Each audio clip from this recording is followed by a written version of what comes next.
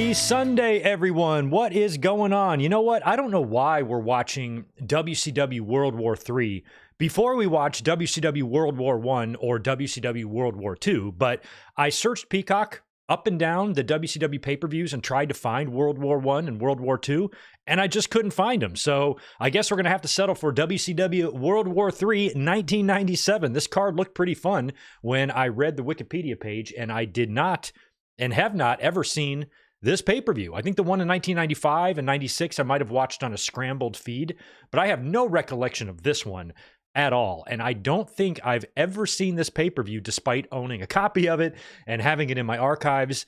I don't think I've ever popped this in and watched it ever in my life. So this is a very rare classic watch-along because just about every single show we've ever watched, I've seen before. But there's the occasional one that I just don't have any recollection of, and I definitely did not order this in 1997 because I think I was still in mourning following the Montreal screw job, and I was still trying to wrap my head around that. So this pay-per-view really wasn't on my radar at the time, if I remember. So it should be fun checking this one out this evening. Happy Sunday to everybody. Glad we're here. It was a great day if you're a Detroit Lions fan. Boy, they put a whooping on the Khan family's Jaguars. My God, 52-6. They are now tied for the best record in the league with the Kansas City Chiefs, who took a loss today as well. They are now 9-1. I actually stopped over at my sister's house because I had a big pot that I borrowed and she needs it back for Thanksgiving. So I drove it over there and hung out for the first half of the Chiefs games. They're big Chiefs fans over there. And I told them, I'm like, you're going to lose this one. And I'm like, you kind of want to, you probably want to just get this loss over with so you don't have the pressure of an undefeated season. And I really hope it's Chiefs and Lions in the Super Bowl. Otherwise, it might be Lions and Bills. Either way, Detroit's winning this bitch this year. Hope you guys are having a great Sunday. Let's do some quick shout outs before we get going on WCW World War III here. Always first is Zane G. Good to see you. Tatanani is in the house as well. Good to see Zach Pauget, Brandon McNeil, Victor Colon, Ryan Adams hitting all the channel members first, Garrett Osborne, and our friend George Morris chiming in with the token 5. Hey, Greg, how are you doing? How is Tito and Elizabeth? World War III 97, 10 out of 10. Yes, how about next week? Survivor Series 91, 04, 07, 91, 94, 07, or 94, very bad Chuck Norris music edit on DVD. We might have to watch 94. I've talked about that show before. That's tough. There was not a good day for Randy Savage and Bret Hart fans. Randy Savage had just left the company a couple of weeks before that show. Gorilla Monsoon filled in for him on commentary, and Bret Hart lost the title that night to Bob Backlund, and I was a very unhappy high school senior. But we might have to do that one because 91 kind of sucks. There's a really wonky main event there, and then that's the night that Taker won the belt from Hogan, but the rest of the show is largely shit. So between 94 and 91, probably going to do 94. Maybe 07. We'll give it some thought. Ryan Adams is here as well. Appreciate the 5 from you. Before we begin tonight's events, let's have a moment of silence for any Jaguars fans in the chat. Yeah, that was, if you're a Jaguars fan, that's pretty rough to be you today. We have K-Dogs, Kendall, my boy Kevin's in here. Good to see you as well. Do you think WWE or NXT will ever utilize this Battle Royal concept? I don't think so. I think would have already seen it if they were going to do it. And I don't really need to see it. It's a clusterfuck, and I think that's what this show is going to prove. The Juliet is in the house as well. Wow, we got a good amount of people in here. So is Ruben Anthony. Sup, Uncle Greg in chat? Good to see you. Domo 97. And I think that is it for the channel members. Let me circle back and say hello to Yuri Lover. It's Robert, Lou Thompson, Hassan Terrell, Nate Dogg, Kata.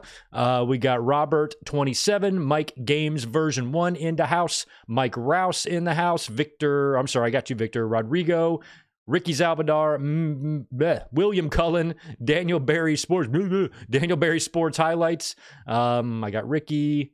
Who else we got? Just Smitty in the house as well. Right on. I think I got all the super chats, at least for right now. Okay, here we go. Right on. You guys know what to do. Head on over to your Peacock. You're going to want to look for WCW World War III Season 3, Episode 1. The runtime, according to Peacock on this, is 2 hours, 48 minutes, and 5 seconds. So in just a couple of seconds here, we will hit play together. The timer right below me will begin to run. This stream is ad-free, commercial-free, so I have not set up ads on this, so you should not be interrupted. If you are interrupted on Peacock, that's what the timer is for. Just come back and sync up with us, and that is how we follow along over here. And I think it's time to fire up this show because I'm interested to see how this looks. I never watched any WCW World War IIIs. I remember the first one, watching it on a scrambled feed and listening to it and wondering what the hell is going on. And same thing with the next year, but I don't think I've ever experienced, I don't even know who won the first 2 years. I think Savage won the first year, Giant the second year, or is it Giant first year, Savage second year? It's Savage, Giant, and I won't spoil it for those who don't know who wins tonight. And I don't know what the hell goes on in 98. Does Kevin Nash win in 98, and that gets him the match with Goldberg, possibly? Did they do a World War III in 99? I don't think they did. I think it had switched to maybe Mayhem by then. You guys can help me out in the chat. Don't remember. We Are Pro Wrestling will know all this stuff. He'll let us know in the chat while we're firing up World War III. So hopefully while I've been flapping my gums, you've gone to Peacock, pulled up your World War III, and you got your fingers ready and locked and loaded to hit play on this bitch. I am ready if you guys are. Ready to rock? We're going to go 3, 2, 1, play. You guys know the drill. I just like to remind you every week for those who don't know. All right, here we go. Let me line up my fingers. All right, I'm ready to rock. Here we go. 3, 2, 1, play. Yes. All right, there we go. I've done it. Oh, I can't wait to watch this low-budget intro.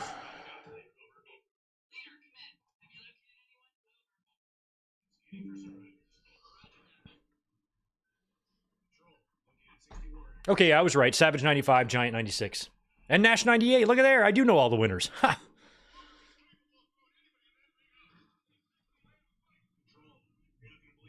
Oh, Nash had a big performance, huh, in 98? Pulled a 94 Rumble? But probably even more impressive. What is this shit? The video package intros in WCW were so pathetic. For as dominant as they were ratings-wise, all the talent they had, all the money being made there, they spent no money on production. It always had a low-rent feel to it. Always. Even when they were on top. Yeah, and we're in the Palace of Auburn Hills. My old home state.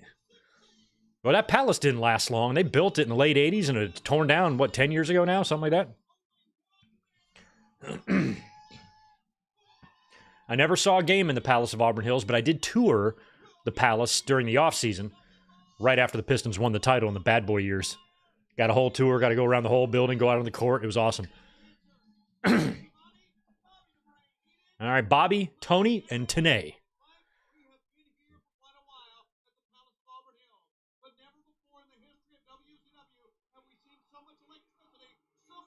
Now, this would have been, so they're in the Palace here, right? Didn't Luger win the title in the Palace in August of the same year?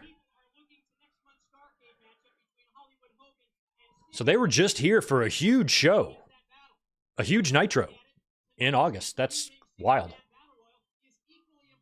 WWE never ran the Palace. SummerSlam, 93. I don't recall any other WWE show in the Palace.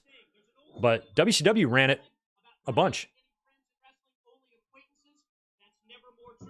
What's going on with Bobby's collar? Is he like half priest over there? What's happening? What's happening, Bobby?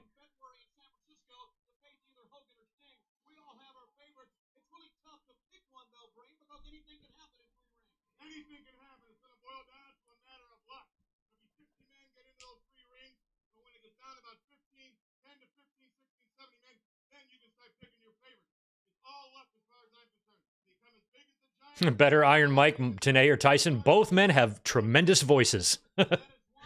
And both men are awesome on commentary. Toughness, that's toss up there. I think Tenay could take them. So with all the singles matches, what ring do they go in? Do they alternate or does it go in the center ring? You'd think it would be in the center ring. Who? Oh, Glacier. Glacier and the cat? Oh my god. Blood runs cold. I'll never forget watching those vignettes for, I don't know, I think they went on for 18, 19 years. And remember thinking, this guy must be a big deal. The way they're building him up.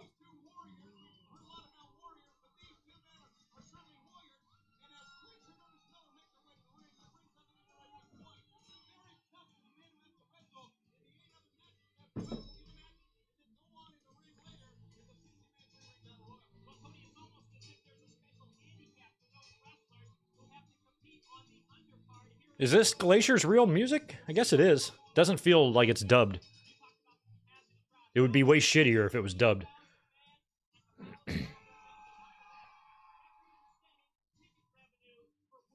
Who are these guys facing? I mean, I looked at the card like a week ago, but now I don't remember it. I just remember when I looked at all the other World War IIIs, this one looked on paper the best. So this would have been, this is already after Mortis. Mortis is already, well, maybe we're going to see Canyon come out here. Maybe that's the opponent. I don't know.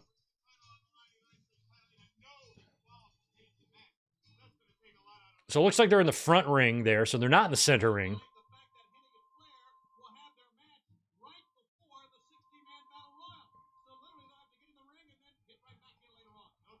Oh, it's Ming and Barbarian again? These two.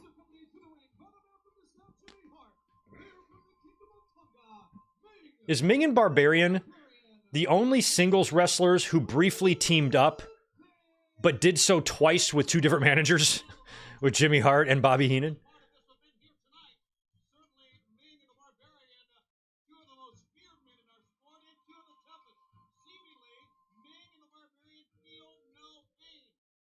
I don't recall reading this match when I was looking at the card to decide which one of these to do. I'm like, this one looks good.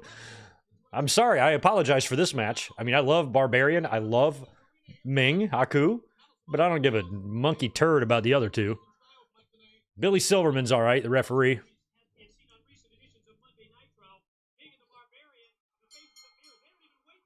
So we got a half of an Islander, a half of a Power of Pain, and a third of a Head Shrinker. And a half of a Colossal Connection.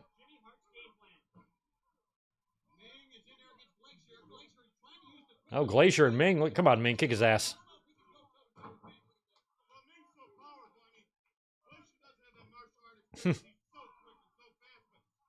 Oh, taking down Ming.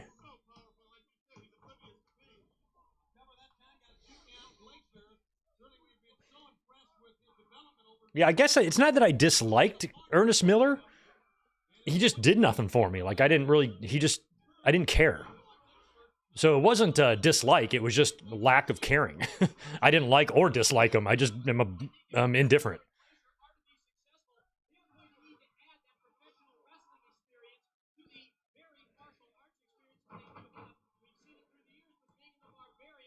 Is he the one that says somebody called my mama? Was that him? Because I never called his mama. I'm not sure if I trust Mama Miller. She's probably sketchy. Interesting lighting, huh? How the crowd looks in the background. It almost looks like they're missing a spotlight. Oh, it's because... Oh, I get it. It's because they have the spotlight on the ring with the match on and they kind of darken the rest. It does kind of make... It kind of makes the rest of the camera shot look weird. And if you notice, they're super tight on the ring, on the hard cam, so as to not see the ring off to the side. I would have put these matches in the center ring. I think that would have looked nice. And then have the hard cam there, and then you can kind of get, you know, just in your peripheral a little bit, each ring on each side. Might have looked a little better. We'll go back to Survivor Series next week. We just have to show WCW some love sometimes. Like 1 out of every 10 watch-alongs, we need to bust out a WCW show. Or an ECW show.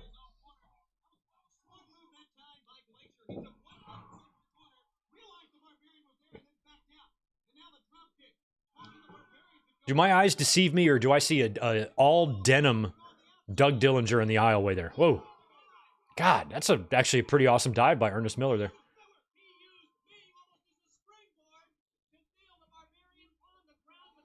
By the way, if any of you guys are over at the place, the new place, the Blue Sky place, go follow me over there. Link in the description.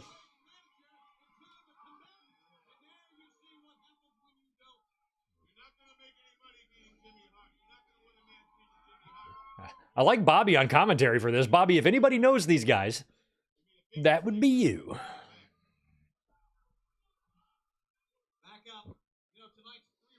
Barbarian is so well-traveled. He's been around so long. I mean, he's been wrestling since the early 80s. I think he still is somewhat active. I got a chance to meet him and Warlord at WrestleMania last year, which was awesome. And I've seen him wrestle, I think, in person a few times, but I never met Barbarian. Back body drop into a power bomb. Barbarian was so strong. I'd like to see one. I don't know if it exists. It might exist. It might exist, but I always thought, like, when it came to, like, Warlord and Barbarian and Hawk and Animal, I always thought, like, Animal and Barbarian were each other's counterparts and Animal and Warlord were each other's counterparts. But shit, a one-on-one match between Hawk and Barbarian would probably be pretty badass. And I know they were in WWE and WCW together a couple of times each. So it could exist somewhere. I just don't know if it does. Maybe Japan.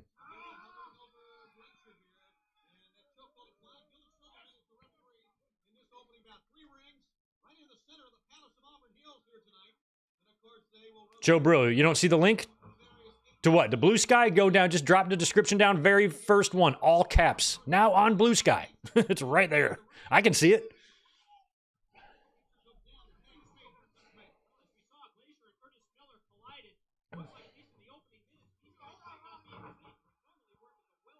I think you need to go, Joe, you need to go see your optometrist. And then, Joe, you're supposed to say, there's nothing wrong with my feet.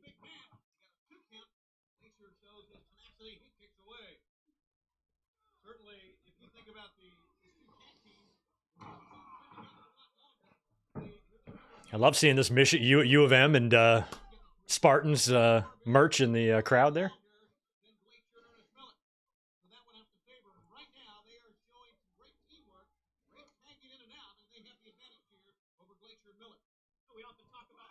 Oh, that's a bad neighborhood for you, Glacier. I'm really rooting for Ming and Barbarian here. I do not want Karate Boys to win.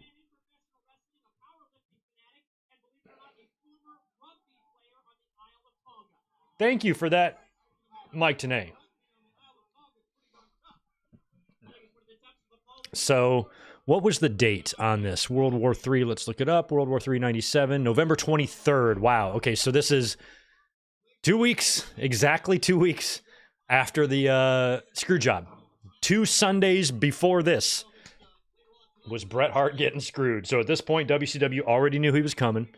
The fans already knew it. I wonder what I was doing. I wonder what I was doing at this moment on November 23rd, 1997. I have no idea. Oh, I know what I was doing. The very next day, I was ringside for Monday Night Raw in Fayetteville with the mini Bret. So I was probably getting stoked for that. I'm sorry. I'm wrong again. I was at a house show. I was at a house show this night. I actually know what I was doing on this night. I want to say we were in Greensboro.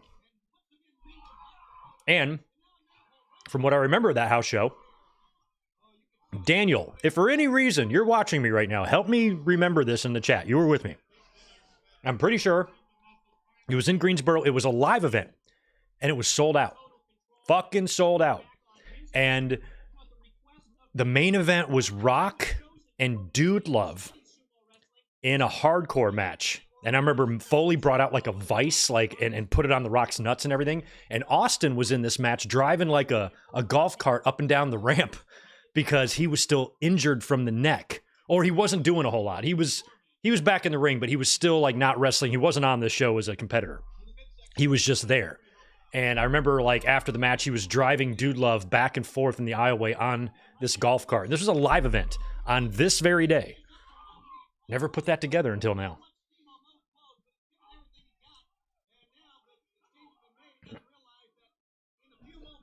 So I definitely was not dialed into World War III because I was sitting in the Greensboro Coliseum watching a fucking house show. Back in those days, house shows did numbers. WWE was, it felt like all hope was lost with them because of Brett leaving and everything. But that night at that house show, there were people in the upper deck, man. It was full. So wrestling was, WWE was really starting to turn the corner, even though it felt like things couldn't get any worse for them at the time.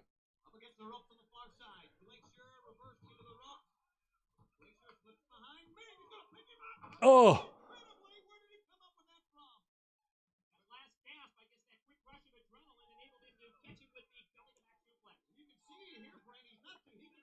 It is possible that house show I'm referencing was on Saturday, not Sunday. So maybe it was the night before. But I know it was the same weekend.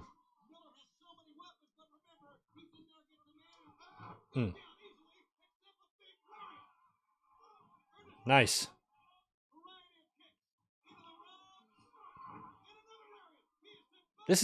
It's such a weird match to open with, you know?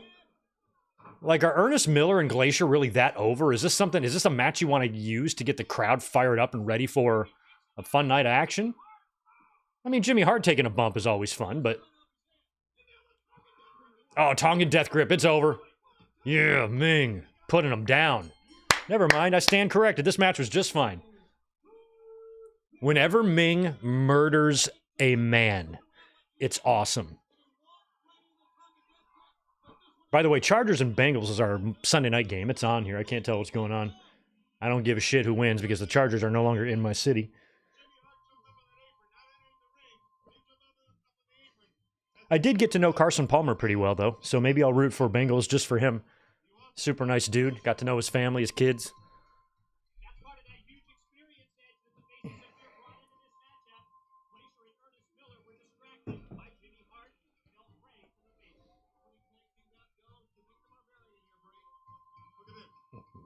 I did like that, the backdrop into the... I mean, we've seen teams do this before, but Ming and Barbarian executing this, pretty impressive, and Glacier is no cruiserweight, you know?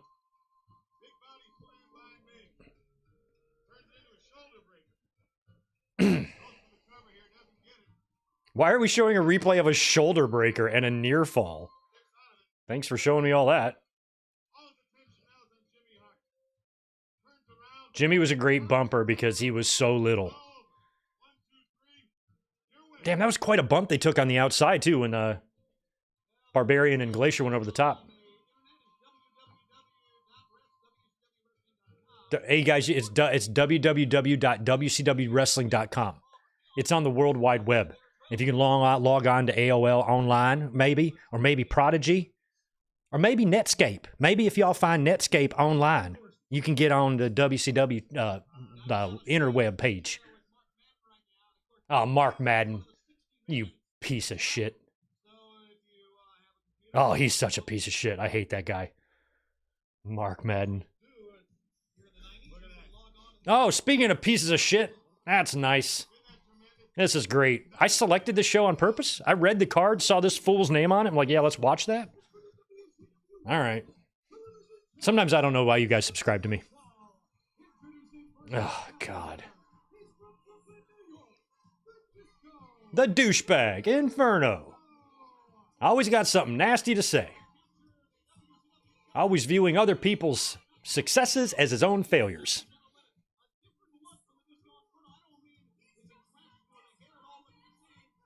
He's just a disco dancing fool. Oh, we are we going to do the middle ring? Sweet. Why didn't they do the middle ring the first time? Oh, God, his face. Like, if you just ask AI, say, show me the most punchable face imaginable, it's going to show you Disco's face. I'll probably be like a distant second, but Disco's first. By a long margin. And boogie, oogie, oogie.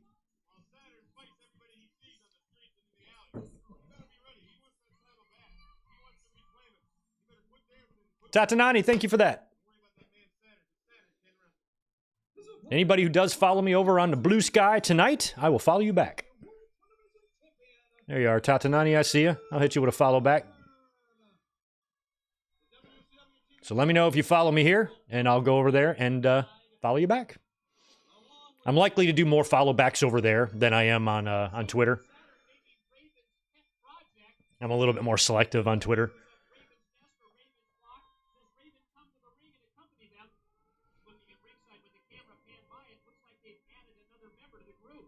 And so Raven has come in this year. He's relatively new.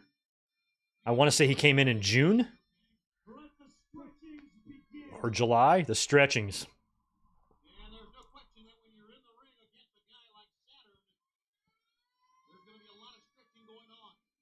That WCW television title. It's over there on the wall. That's the oldest championship belt I got. I got that in 1999. It's 25 years old. Still shiny as all hell, man. Saturn looks weird with the hair, doesn't he? Come on, Saturn. Eliminate. No pun intended, this man. Oh, God. His fucking... Can this please be a shoot? That would be great. Shout out to Mickey J, referee.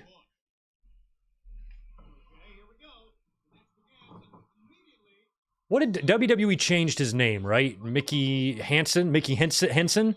Mickey Henson.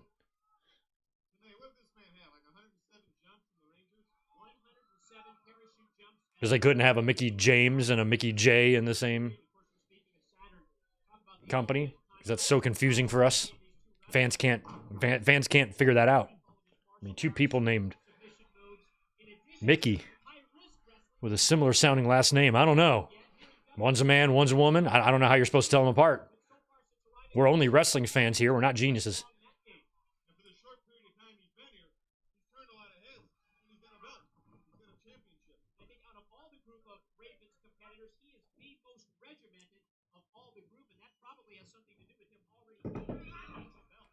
Jesus.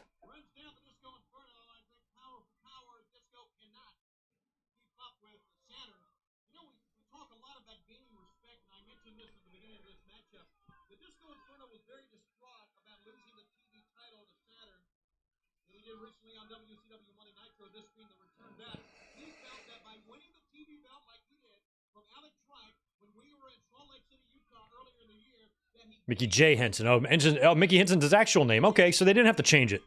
They just made him use his last instead of his middle.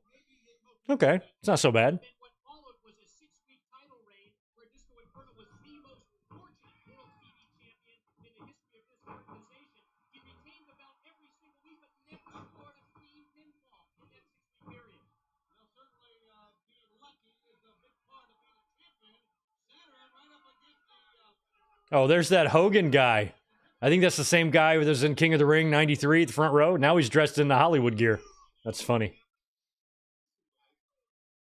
Tatanani, yes, I think so. I'm just not 100% positive, and I'm sorry I don't have a link up for that yet. We might do a members only watch along tomorrow for Saturday night's main event before Raw, because Raw is taped. I'm not going to do a watch along or a review tomorrow night. So my plan was to do a members only watch along in the afternoon. I just got to figure out what my day is looking like. So as soon as this we're done with this watch along, I'll look at that. I'll post a link, and it'll probably be up. We'll watch it like an hour or two before Raw starts. But I got a bunch of stuff to do tomorrow as well, so I want to make sure I can be home in time to do that. So I got to figure out all that. It looks so weird with the darkness, doesn't it? And now they got the lights up.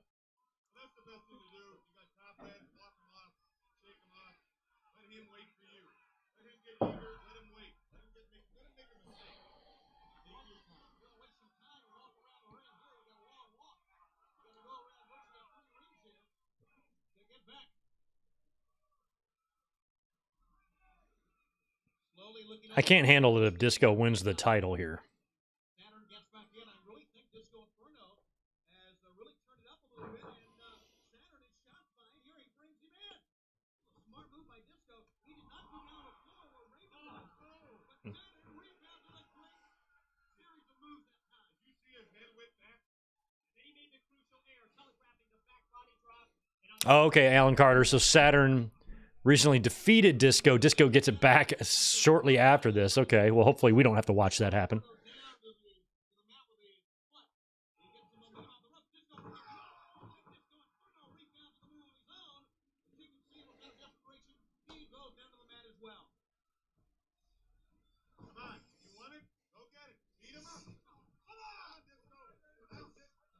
Come on, Disco. That's it.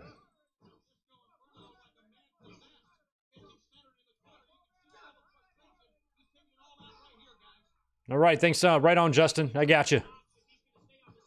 I got you. Daddy's got you.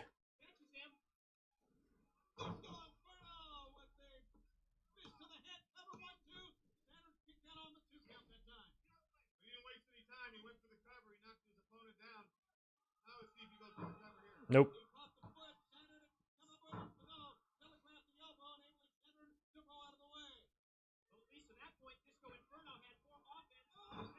Is Disco infringing on the Booty Man's gimmick there with the shake your booty pants? I guess the Booty Man never had shake his booty on the back of his trunks. Because he probably didn't want to cover up that magnificent booty with a bunch of letters and words. Wants to make sure the fans can get a full eyeful of that. Which is nice of Brutus. Thinking of us.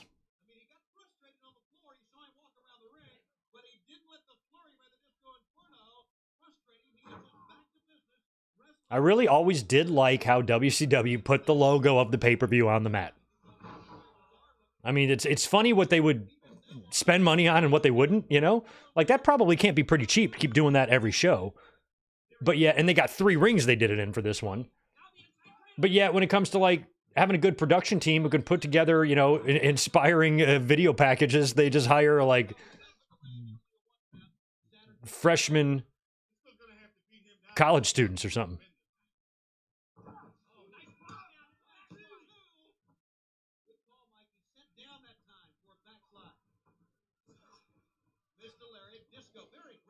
Brett is Bischoff's boy toy. That's what the sign says. Oh, man. I was distraught. For the first time in my life, in my wrestling fan life, I was incredibly conflicted right at this moment. That we're, oh my God. Holy shit, that was awesome. I mean, I did not know what to do. Brett was my guy. But then again, WCW, I hated them. Or I didn't hate them. I just did not really... I prefer WWE of the 2 promotions. And I wasn't sure where my loyalty was going to go. And I'm like, am I a Shawn Michaels fan now? Like, what do I do here?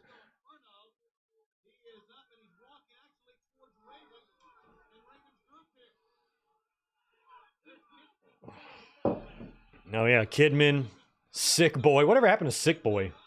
Lodi. Oh, my God. Is Disco like a babyface here or something? He stunned Lodi on the guardrail. That was super awesome.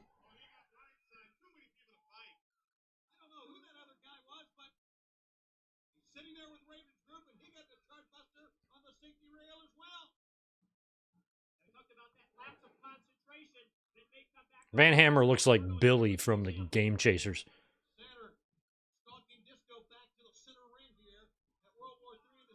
Yeah, just put him in the rings of Saturn and submit. Ooh.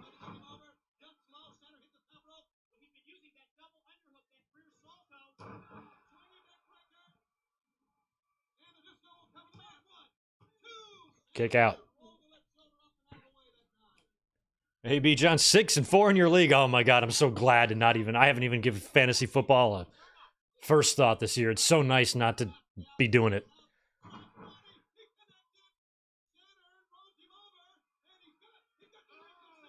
There it is. Rings. You ain't getting out of that, Disco. You were in the middle, son. Yeah, that's it. And there's that weird WCW thing they do. I still have not gotten an answer on it.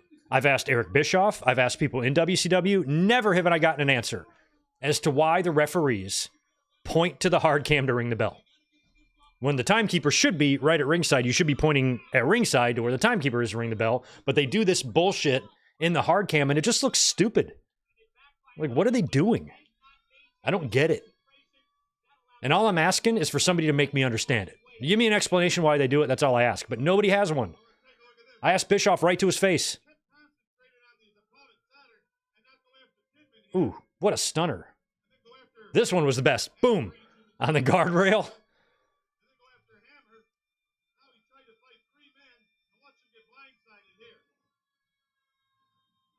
Took out the whole fucking flock almost.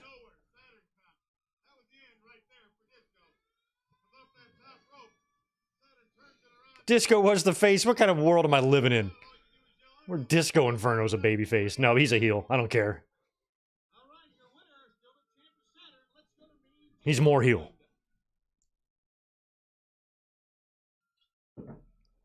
What's up, Gene?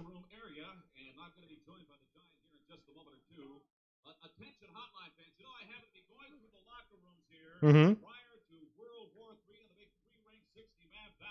Okay. I went through locker room after locker room after locker room, and you would be surprised at some of the faces that I saw.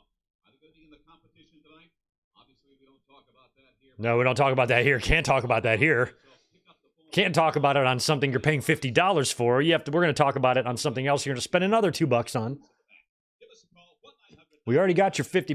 Let's get more from you. Or $40, I guess, back in those days. If you would come on in and join me, this man at 7'3" and then some, 460 or 70 pounds giant.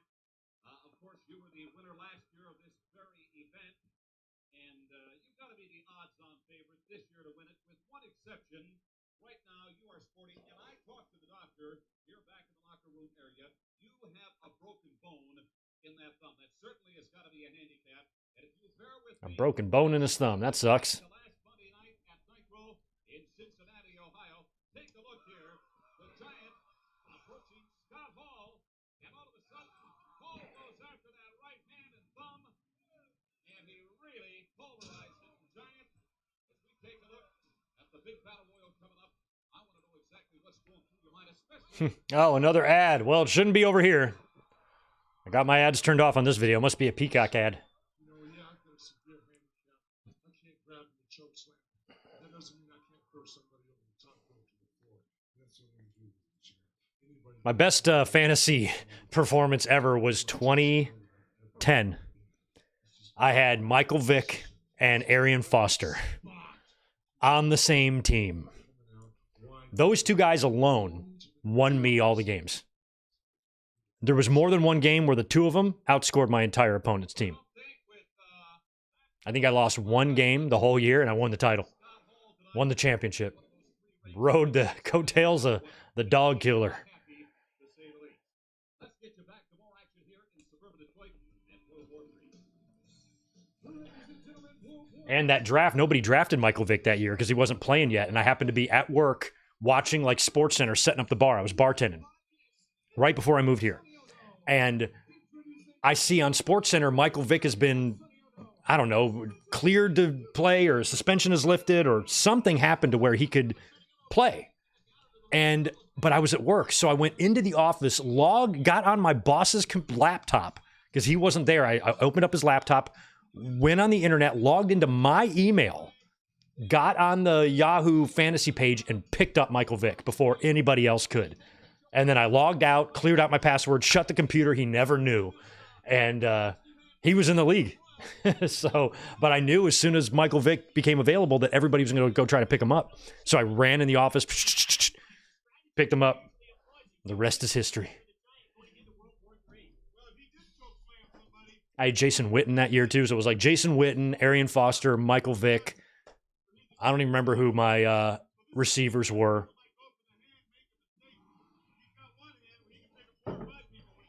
I might have had a Megatron in there. I don't remember.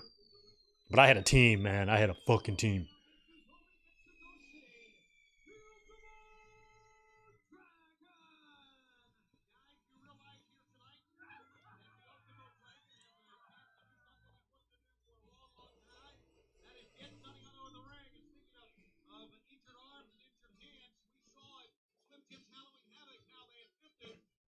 Okay, so yeah, so if Ultimo Dragon wins here, he gets a match with Sonny Ono.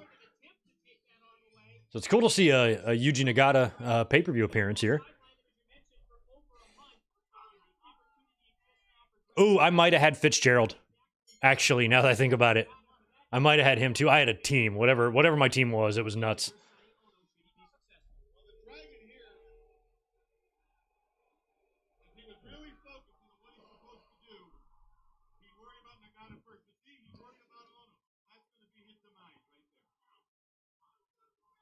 Dragon needs to keep his focus away from Ono right now, because if he can keep his focus in the ring, I remember the pay-per-view before this, the one with the Hogan Piper cage match. Like I said, I didn't buy all the WCW pay-per-views. I only bought 1 or 2 per year. And for this one, my buddy called me and he's like, hey, I have a friend. I didn't even know this guy. He goes, I have a friend who's getting the pay-per-view and he's invited us over to watch. And he like lived way out in the boonies in like a double wide trailer. And we went in there and I remember sitting in this like super nice place. And he had like a big TV and he ordered the Halloween Havoc and we watched that big ugly steel cage match. Don't remember his name, who he was, anything. I watched it in a complete stranger's home. But this event, I'm pretty sure I was at a house show.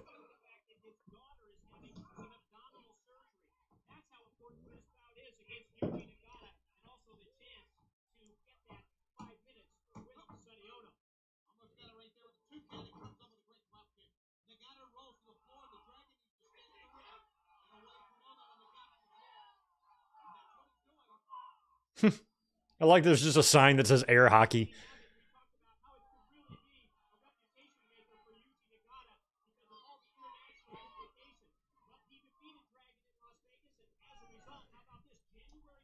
Steven, no, I did not order Starcade 97. Nope. I'm pretty sure I had that one on scrambled feed. I was at least listening to it. But I didn't, like, there was a big part of me that just didn't want to see Brett in WCW. I was just blocking it out. Like, I was still in shock. It just did not feel right. I cannot put it into words. Like, it's kind of like how, like, a good portion of America right now is feeling like after the election. We were like, is this really fucking happening? It's almost like you can't process it, you know? And it was like the same thing back then. I was just like, how the fuck did that happen? You know, like how did they let Brett go? How did that whole thing happen? And the fact that Bret the Hitman Hart is in WCW, my brain wouldn't let me accept it. And I think it took a while. However, I do remember purchasing Sold Out. That was Bret and Flair. And I remember that was going to be Bret's first in-ring match, and I bought the pay-per-view. So I did buy Sold Out 97. And I remember the Bret and Flair, or maybe was it Bret and Flair or Bret and Perfect? It was Bret and Flair. And they were even doing a lot of the same spots that they were doing in the Saskatoon match. And Bret and Perfect would face a couple times in WCW, and they were doing their same shit from SummerSlam and King of the Ring and all that. But I think it was Flair was Bret's first match, right? In WCW, Flair put him over. World War III, of course, tonight, but last time it was Slim Jim's Halloween Havoc. Mysterio, Guerrero gave us one of the finest, maybe the greatest cruiserweight matchup we've ever seen. That time he won, he being Ray, won the belt. In the interim, he's lost it again. He'll try to recapture the title later on here tonight. Just shows you how competitive that cruiserweight division is. Almost I steal cable. Was there a sign? That's awesome. seems to be like nobody really wants to make that first mistake with a high-risk move. Well, the Dragon's made a lot of mistakes so far, as far as I'm concerned. He's left the ring. He's gone after Sonny Ono. He's devoted a lot of attention to Sonny Ono. And you ought to worry about this man right here. Oh, Oh, boy, what a suplex that was. Great counter by Nagata. He was holding on, and Nagata just picked him up, quickly snapped his head to the mat that time. And Yuji Nagata trying to shake the cobwebs out here. Historically, ooh. when a wrestler shows promise, they'll send him away to Europe, Mexico, Brazil, the United States to see how they can learn the different styles. Those kicks are tremendous. Star, and that's the case right now with Yuji Nagata on tour with World Right on, Victor. States. Another Blue Sky follower over there. It's slow going. We're about 200 followers or so right now. But I only joined like 5 days ago, so we're doing good. Gouge the eyes and whatever it is, Billy Silverman calls for the count. And gets the break from Nagata, but Nagata might be able to once again. Gilbert, they did. Malcolm in the Middle used clips of Brett in WCW in their intro. I never watched Malcolm in the Middle. Elizabeth's been recommending it to me though, because she wants me to see a different side of Walter White. And I'm like, I don't care. I fucking hate Walter White. I don't like him. I didn't like Tim Watley either. Tim Watley was a prick. Walter White's a prick. I'm sure Malcolm's dad is no picnic either, so fuck him. One knee. Elbow shot. Goes down to the knee. Breaks loose from that. Hits the right side rope. And that's reverse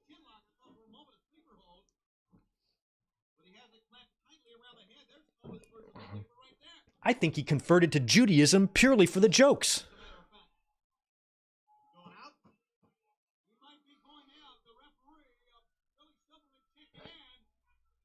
What year is this, AB? It is, let's see here.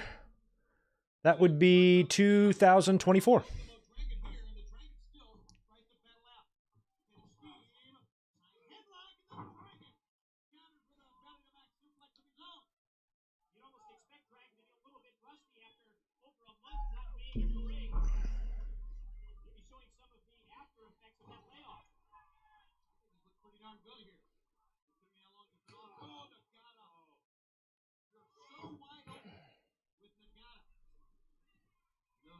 Interesting. It was a sharp shot. Why would they have why would they have that in the intro? I guess I don't understand Malcolm in the Middle. I don't understand why that would be in the intro of a sitcom. I'll have to look that up. I'm YouTubing that tonight.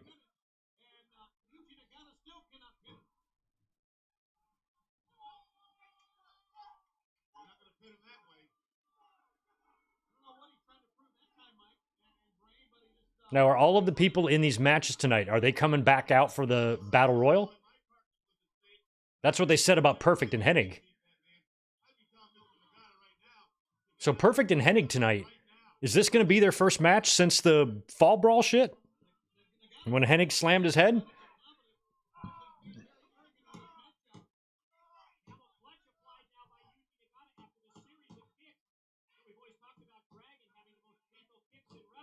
Yeah, Wheatley tries to use an upstairs invite as a springboard to a Super Bowl sex romp. Yeah, he's sketchy, man.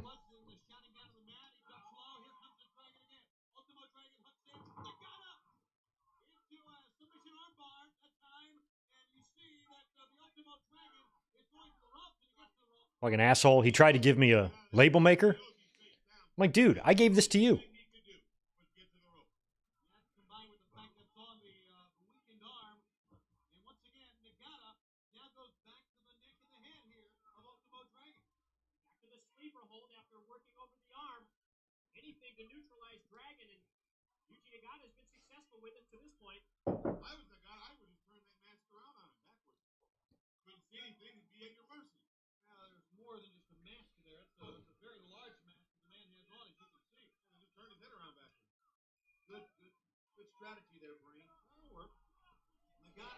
Oh, we must have watched that then, Steven Neptune. Match at Halloween Havoc featured Hennig coming out to the ring with the Cruiserweight title instead of the U.S. belt. I vaguely remember that.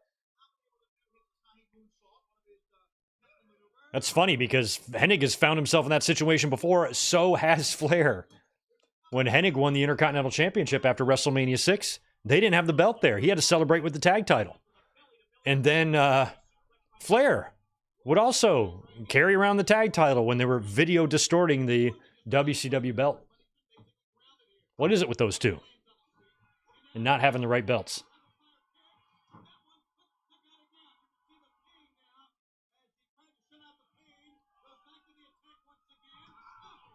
I never saw Yuji Nagata wrestle outside of WCW.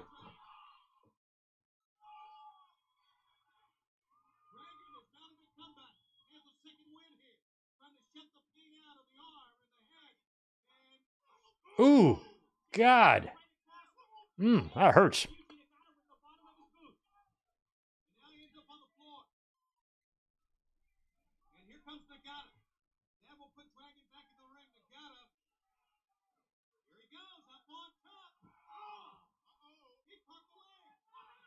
Oh.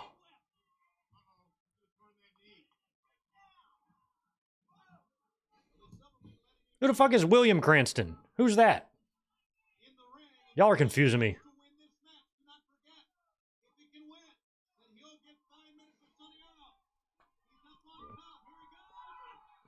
Maybe I got the wrong Cranston and Malcolm in the Middle. I don't know what's going on. Don't talk to me about Malcolm in the Middle. I'm clearly confused.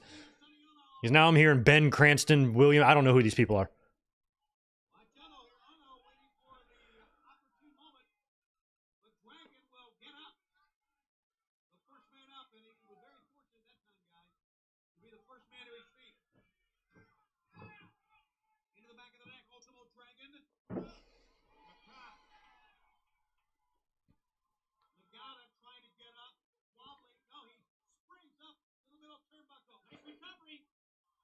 Nope. Oh, God, this is going to be super tight. Nope. Yep. Oh. No way. This match has been extremely crisp, which I like. And I guess they are going to rotate rings, so they went in the left one, then the middle one, now they're over on the right. That way all fans in the arena get a chance to be closest to the action. Is that what the plan is here?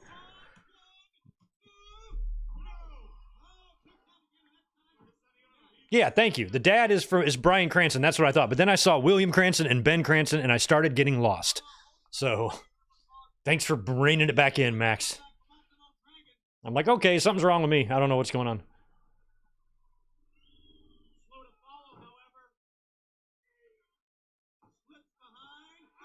Oh, Dragon Sleeper. Is he tapping? Or he's just waving? Hi, Yuji. He's waving to us. That's nice of him to wave while he's in a submission hold. He gave up. I don't know if he tapped, but he gave up.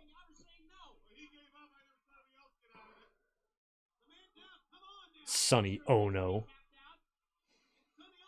Ono is a delicious fish, by the way. If you ever had some Ono, it's good stuff.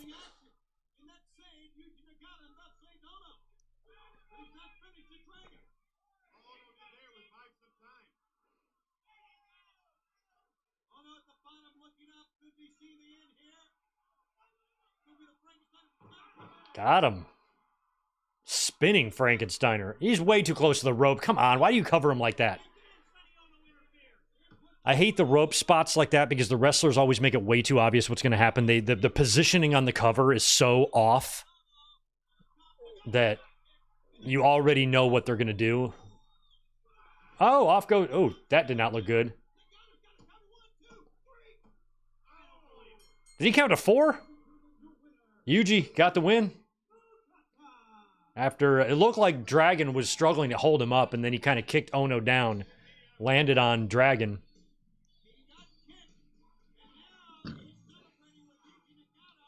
Let's see a Detroit Lions flag in the front row there. Although in '97, I'm not sure how good they were. That might have been the year they lost all the games. I don't remember.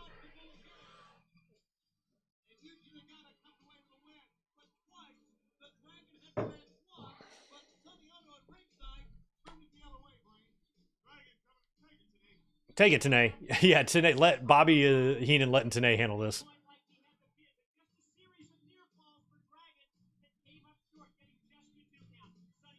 Yeah, he is giving up in that Dragon Sleeper right there.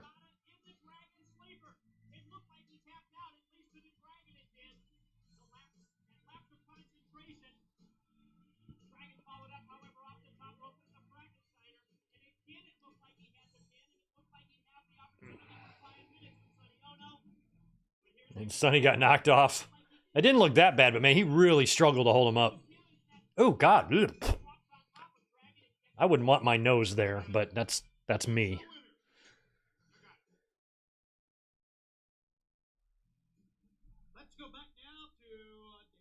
All right, Penzer, who's next?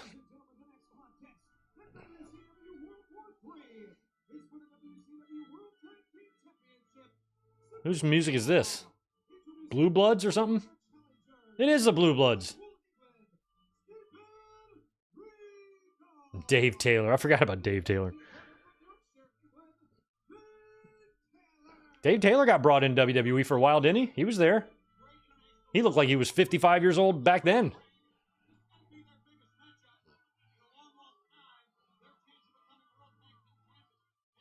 Regal has got to be on his way out too, right?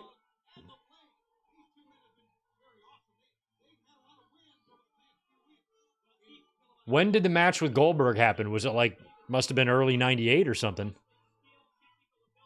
Because he'd be a man's man in about a year. He's a man. Such a man.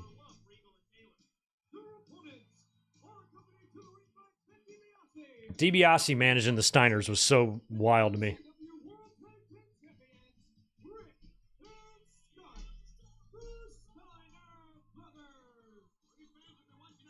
Lions were 6-6, huh? That's not bad.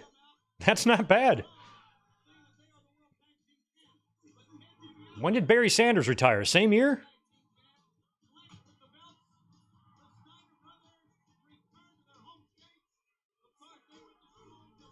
I don't even know who the quarterback would have been in 1997. Scott Mitchell or something? I don't know.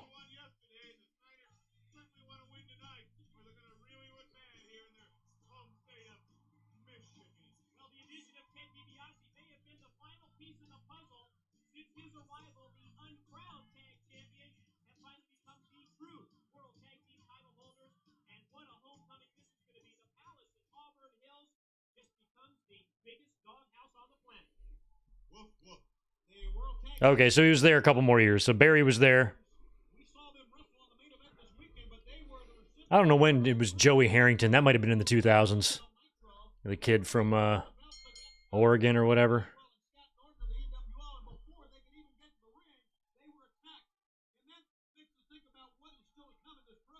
Look at how Steiner is just, or Scott is just ridiculous.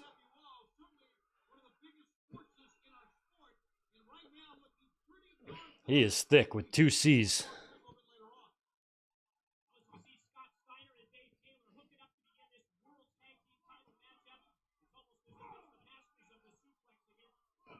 The Steiners had a tag team title match in this building at SummerSlam that they won.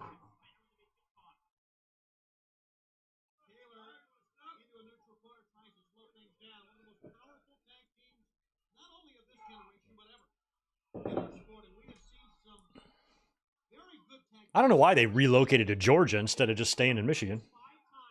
Warmer, I guess.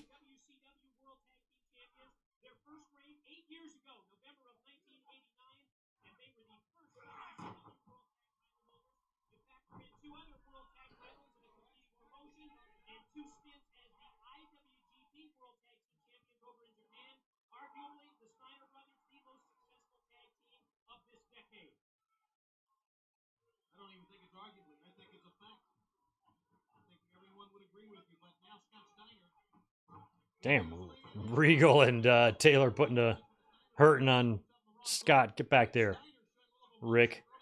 Got Nick Patrick with a mullet that can be seen from space. And a don't get in my van mustache.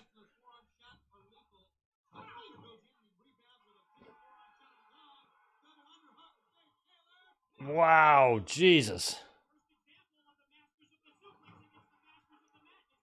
There's a lot of legit people in this ring right now. Taylor and Regal and the Steiners. Think about this, but in a shoot.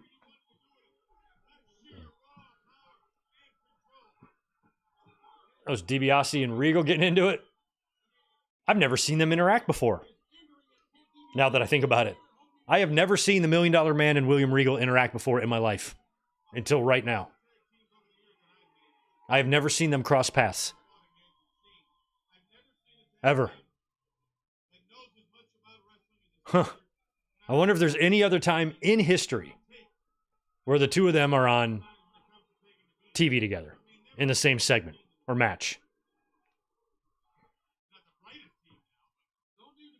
Because William came from England straight to WCW, right? Did he work anywhere before WCW in the States? I don't think so. And then he was there all the way through this time period when DiBiase was already out of the ring. And then he'd be off to WWE. And DiBiase would stay in WCW.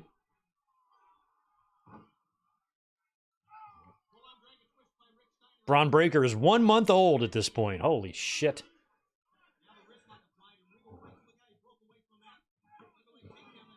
This match will, or this show will be 27 years old in 6 days. It's 26 years and 359 days old. That's crazy.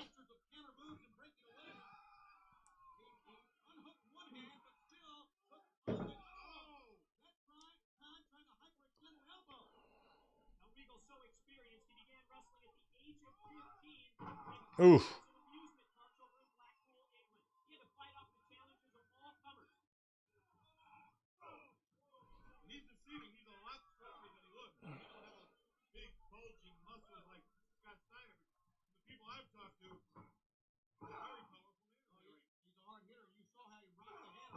Nice. There he does it again, the European uppercut. Not many people can get out of those holds. I love Regal's little dance. You're seeing one in Steve Regal. And doing a lot of spreading. You know, they are feeling very good about themselves. Armbar submission hold this time once again. And now Nick Patrick kicking with Steve Regal, who is not giving up at all, but he's Regal was never one to care about having abs, was he? Steiner's letting him up here. Didn't seem like it was that important to him. Fist to the face, Scotty Steiner back in. Notice how Rick Steiner kept him in the corner there so he couldn't make a tag. Yeah, you say he's not bright. Well, that's his instinct, see? That's smart wrestling is what that is, Frank. Foot to the face. Belly, belly. Well, that's the key to an effective suplex, balance and technique. Mm-hmm. Hooks the far leg, gets the two, and the two count that time. And The Steiners, I mean, for the show here for tonight, they should have put their Michigan colors on. was the form of the Regal stretch right there. Putting it against the master Steve Regal. Close, he has the chin lock, didn't have the death lock applied to the legs at that time. Yuri, this is November. Basically, here, when we do our watch-alongs, we will always try to, anyway, for the most part, 99% of the time, we will do a watch-along that corresponds to the month that we're in. So if it's November, we'll watch November pay-per-views from WWE or WCW. So, in January, get ready for a whole bunch of Rumbles. We got to start looking at what Rumbles we have not done. Because we've done a lot.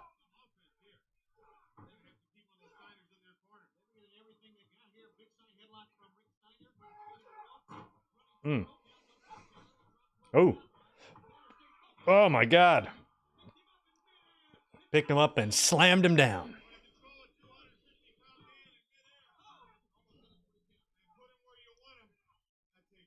that takes also great timing and anticipation. Knowing where your opponent is at all times. So once again, it defies your term that they are stupid because they're not. They're very intelligent wrestlers. Headlock. Into the rope goes Scotty Steiner. That time checked by Regal. And Oh. all the way to the outside. There's an example of the brains of the team of Regal and Taylor. The lariat coming at just the same time that Regal pulled down the top rope and Scott Steiner out to the floor. Meanwhile, the referee tied up arguing with DiBiase and the other men in the ring. As a matter of fact, you see Nick Patrick trying to send Rick Steiner out. Scott is sent in, much the worse for wear. And Ooh, ouch. Jesus. how many times have we seen it tonight? A European uppercut will take the Steiners completely downtown. Shows how effective those moves are and the power that Regal and Taylor deliver them with. Again, it's not always. Yeah, it's kind of. I kind of noticed that it's kind of like the cool thing to not like European uppercuts, but that's fucking stupid. I love European uppercuts. I guess it depends on who's delivering them, but if it's a Regal or a Taylor or a Bret Hart European uppercut,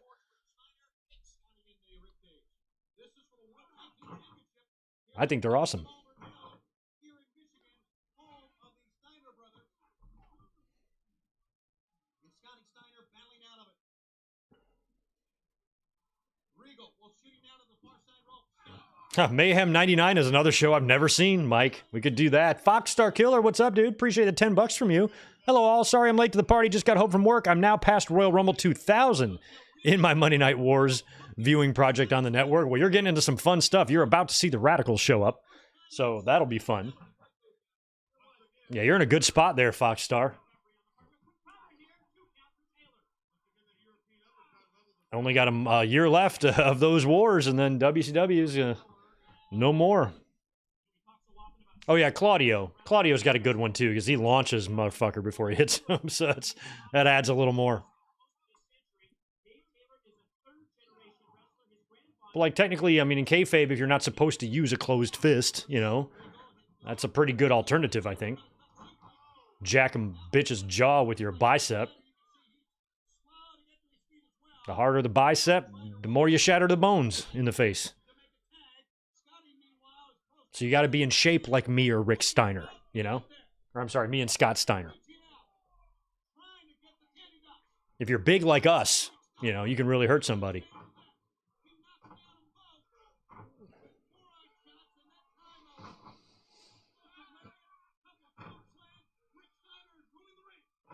What's the joke? I usually bench 530, 545. in the afternoon. We got all four men going at it. Now remember, the two legal men are to your left, right there. Ugh. Good luck for Nick Patrick trying to control these four. Oh. Who the hell are the tag champs right now? The Outsiders, maybe? There's no belts on the line here, so I don't even know what this is about. All right, we're going to get, oh, Jesus, Regal. Look at Regal's face. Pure terror. Big bulldog. He's not going anyplace. One of my favorite Bobby lines.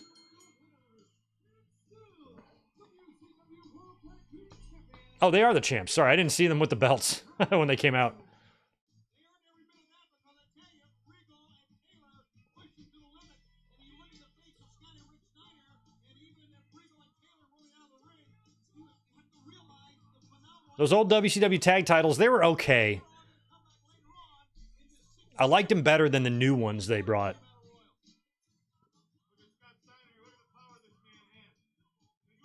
God, those belly to bellies that go straight over the back, I'd be so worried about landing on my head. You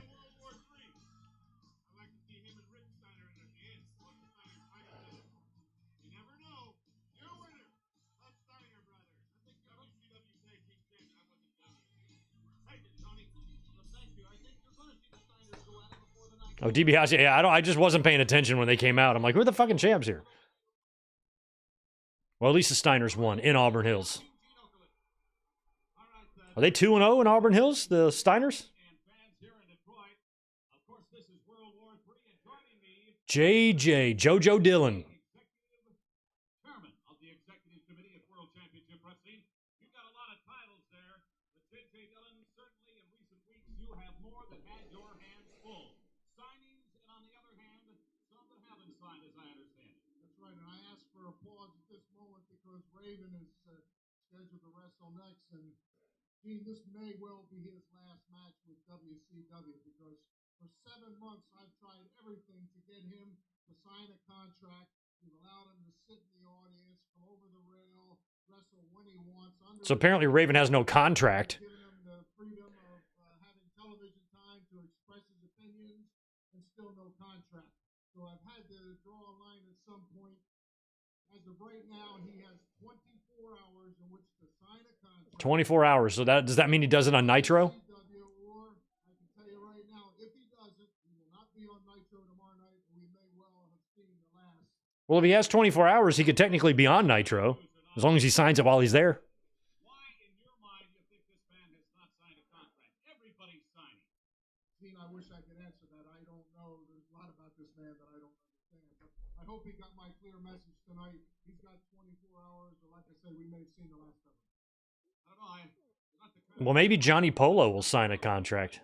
that is the decision of J.J. Dillon and the executive committee. Tony, let's get back to you, my friend. Gee, thanks a lot. You see Raven in the background, and he is prepared for the next matchup. As we go Ooh, this is very, very generic music. Who does this belong to? the Super One Fall. Introducing first from Atlanta, Georgia. Scotty Riggs. Generic music for a generic man. Eye patch, okay. Why did I pick this show? How bad are the other World War III cards if I thought this was the better one?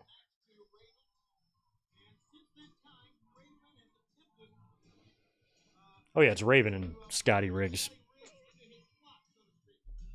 All right, well, Scotty Riggs walks his boring ass to the ring. I'm going to go grab another Frosty 805 because I am out. Be right back.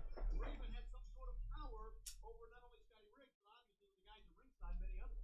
This opponent is from the Bowery, Raven.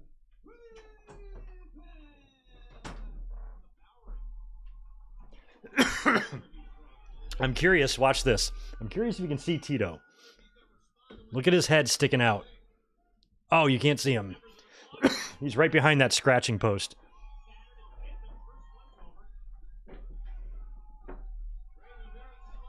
See him? See his face right there? Little guy. He's just taking a nap under there. Everybody knows the deal. Peekaboo. Riggs, you know the deal just as much as everybody here knows. There's no DQ No DQ. or no fight. So every match has to be Raven's rules? Oh, and Riggs is just going to jump on all of them.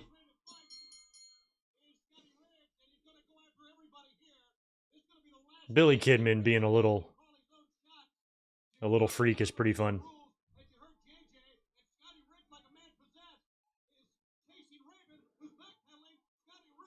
I dressed as Raven for Halloween in the year 2000. I had the flannel wrapped around. I had a leather jacket. I wore the WCW TV title because that's the only belt I had at the time.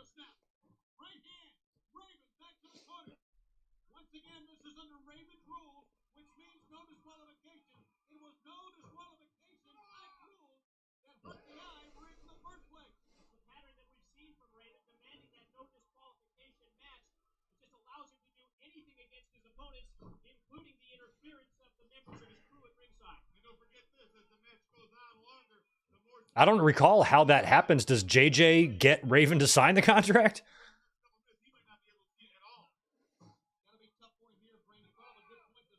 How long was Raven in WCW? Because I know he would go back to ECW for a second and then go to WWE by 3 years from now in the year 2000.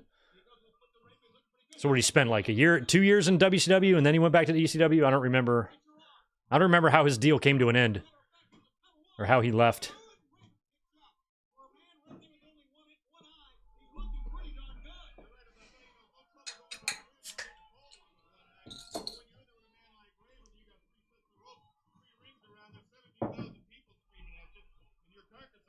Okay, August of 99. All right. So did it take him a full year to get to WWE? Wasn't it like Unforgiven 2000 that he showed up? What did he do for that whole year?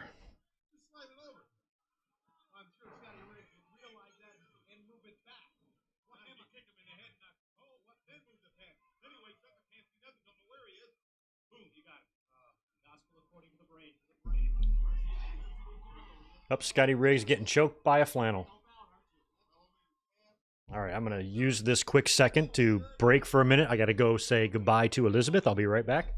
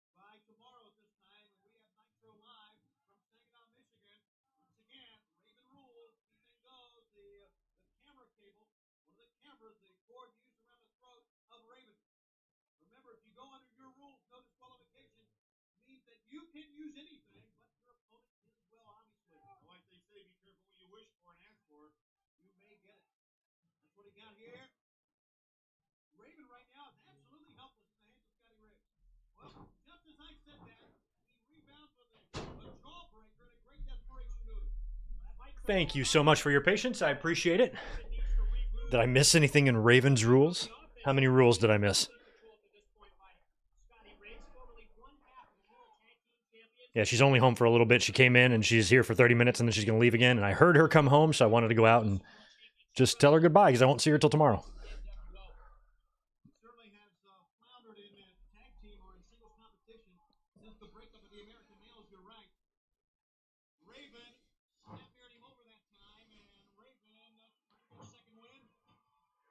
Yeah, you're saying, Wade, you're saying Raven's got some additional support on his right boot? They're different colors, aren't they? I don't know if that's additional support or if he's just wearing two. Oh! Two different colors on the lifts there. I'm not sure what's going on there.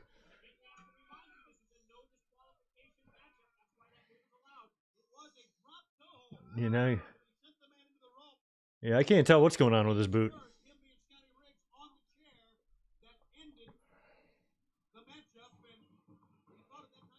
Oh, I love a good drop toe hold on a chair. Deja vu. That happened to Scotty Riggs, and now it's happened to Raven. Raven that time had the arms up, but couldn't get him up in time to block it, and his head had hit the chair as well. Well, he asked for it. No disqualification. And now, Mickey J, the referee, counting both men. They have both men counting out here. He's up to 7. I remember that too. The Raven Sandman Bigelow match. I do remember that. One of the few memories I have of Sandman and WCW.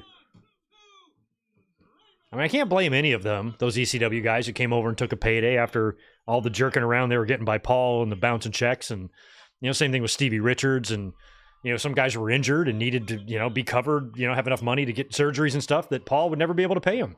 So anybody that went over there and took a paycheck from WCW, I don't blame any of them. I'd have done it too. I have done it.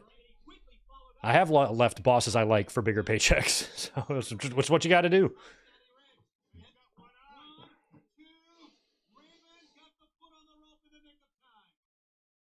He could have kicked out, but he did that to conserve energy. Good move. He's going to use the chair again. Boy, that chair is mangled. I love the dude sitting in the stairwell there. A guy like that, he looks like he's from Saginaw. That's where my dad was born and grew up, and his funeral was there. And I'd only been there a couple times as a kid, but I was like, yeah, I'm glad I don't live here. It's like, what is there to do? Nothing. Raven's moving very, very slowly. Matter of fact, Raven, almost like a dead weight trying to get him up, using the hair. Now Riggs trying to hook him. Oh boy, Raven. Even flow.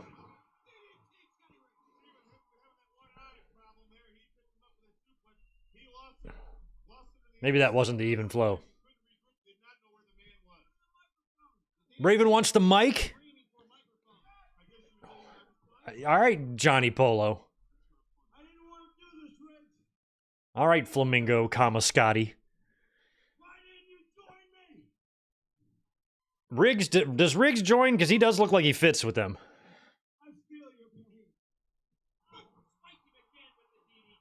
Raven effect. I thought it was the even flow.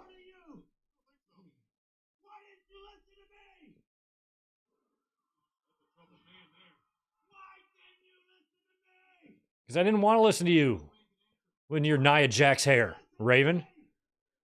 Have you met Nia Jax? Y'all should hang out. You go to the same hairstylist.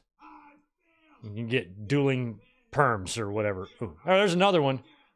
He's giving him 3 DDT, one-arm DDTs while he's on the mic. There's something wrong with this customer. This match is over. 3 DDTs. Even flow.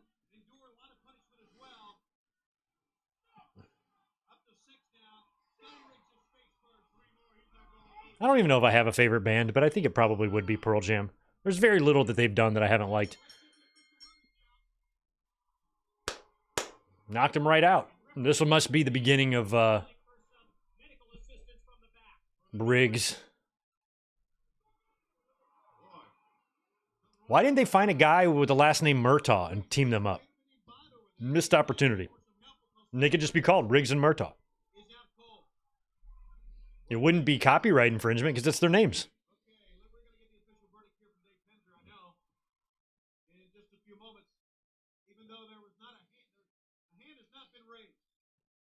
You know who I know nothing about? Sick Boy. Never saw him before the flock. Never saw him after the flock. Don't even know who he is, what his real name is, where he's worked, what his connections were. He looks a little bit like Randy Orton. Other than that, I know nothing about him.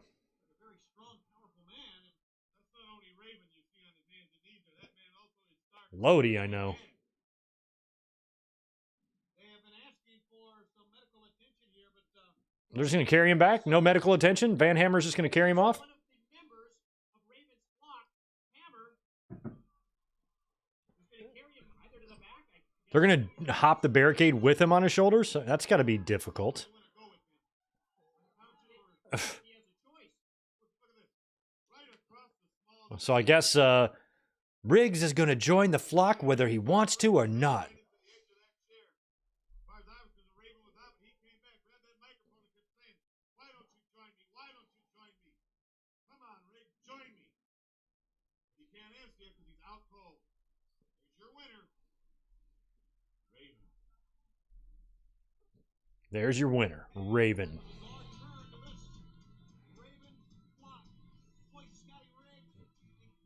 All right, which ring's turn is it?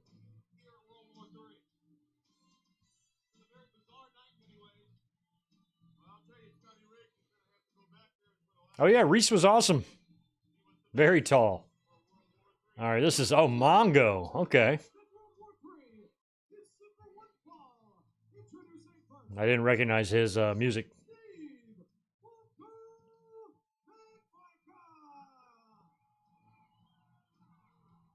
What is that thing they've got? A stretcher? Oh man, they started bringing out a stretcher and they didn't even use it? That's funny. So Mongo's got a steel pipe. Is he facing Goldberg? Is he facing Goldberg here? Yeah, because that was going on. I'm pretty sure Goldberg is a heel here, right? And Mongo's a face? I don't think Goldberg had started getting huge over yet. The people are still getting used to him.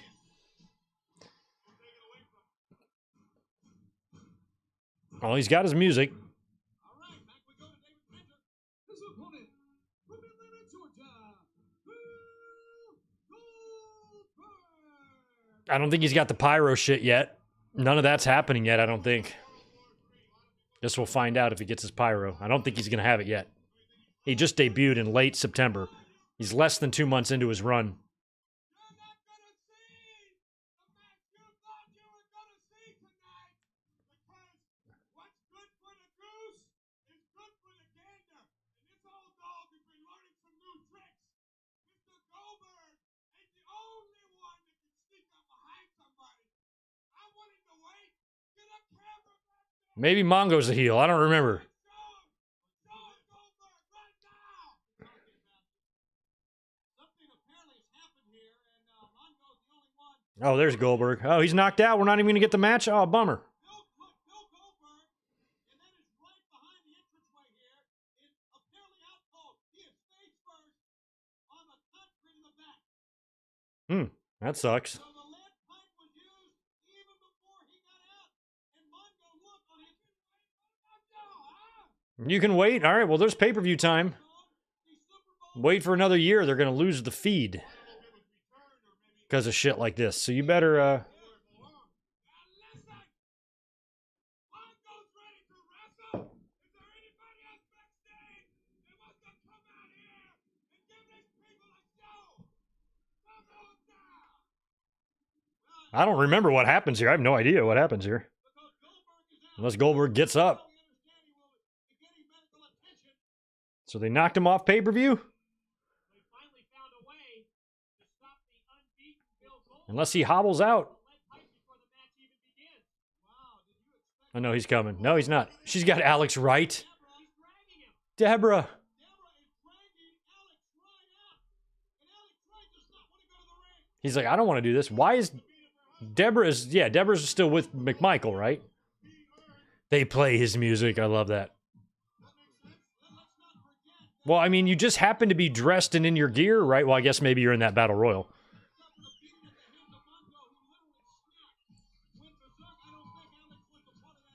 The music.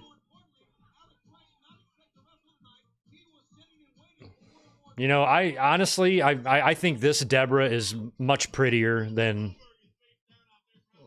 cosmetic Deborah.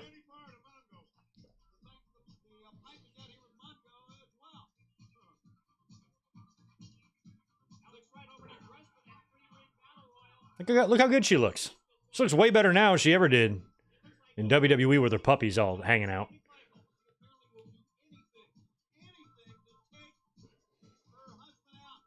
You know who she looks like? Helen Chapel.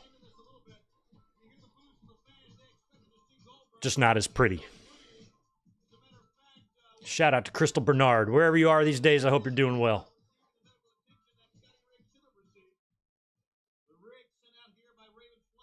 Although now that I think about it, I do think she suffered some tragedy recently, I read. But otherwise, other than that, hope you're doing well, Crystal.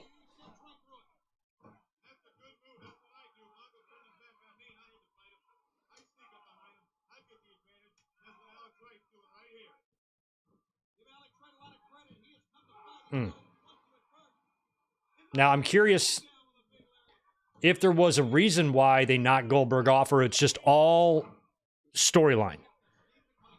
Like there wasn't an injury that forced him off the show and they just did this angle. Unless Goldberg comes out here in the end and flattens McMichael. That could very well happen. I should shut my mouth and just wait and see what happens first.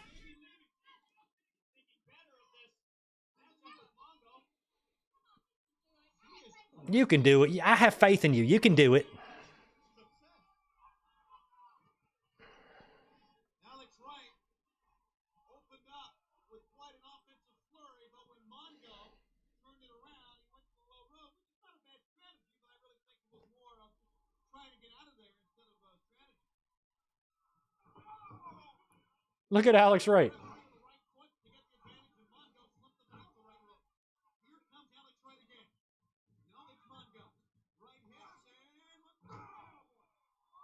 Whose corner is Deborah in? She and Alex Wright? I don't know what's going on here storyline-wise. I don't know why she was the one to drag him out here.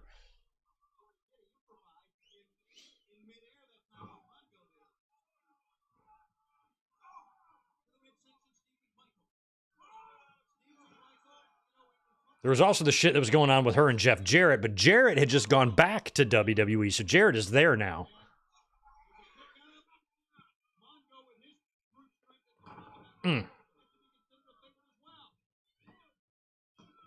Oh, okay, so they just put this off to do the match at Starrcade instead, which we have watched. I remember we watched Starrcade 97, didn't we? Might have been last year.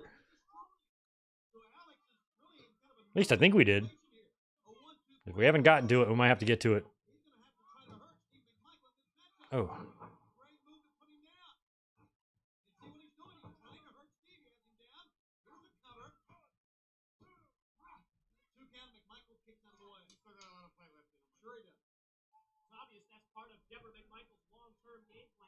Not only for her success in World Championship Wrestling, but also, as you mentioned, Tony, to eliminate Steve McMichael.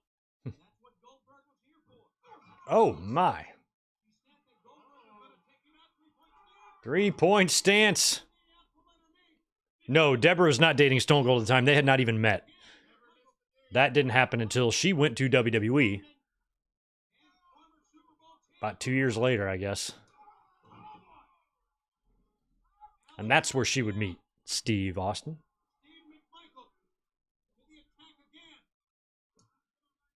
And she could be sisters with Jeannie. They look very much alike, so Austin definitely has a type.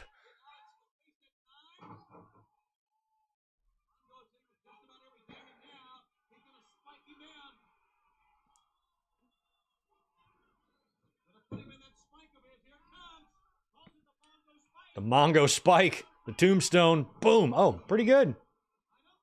I hope that's it. Yeah, better be. And Mongo puts down Alex Wright, saving Goldberg and Mongo for Starrcade.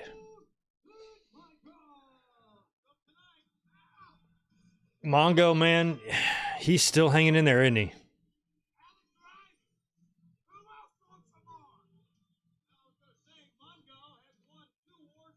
I mean, I can't believe that he's still fighting, you know?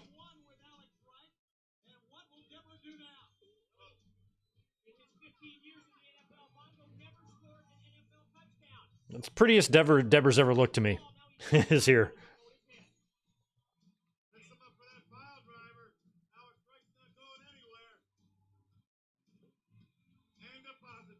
And deposits him. Nick Patrick with his weird little counts. Ugh.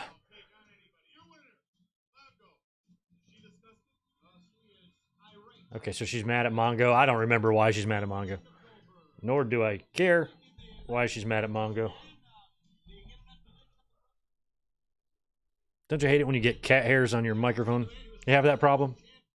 Of course you do.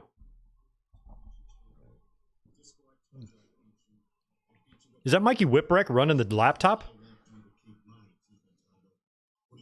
Is that Mikey Shitbrick?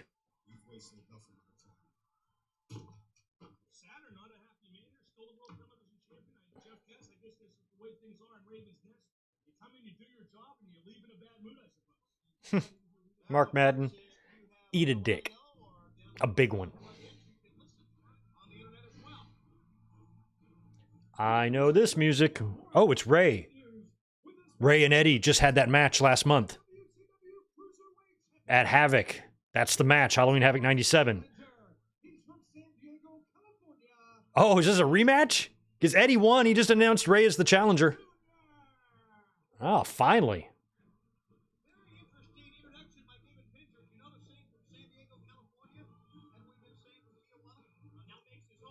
Oh, yeah, so this is the first night that they announced him from right here in San Diego. That's awesome. They were announcing him from Tijuana prior to that, naturally.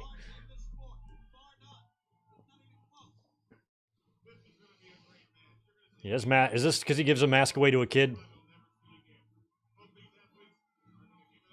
Or you're just going to keep the mask for yourself? Fuck the kids. I know he's going to give it to a grown dude? Jesus.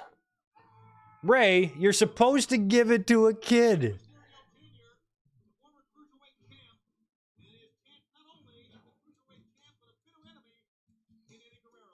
He gave his mask to a grown man.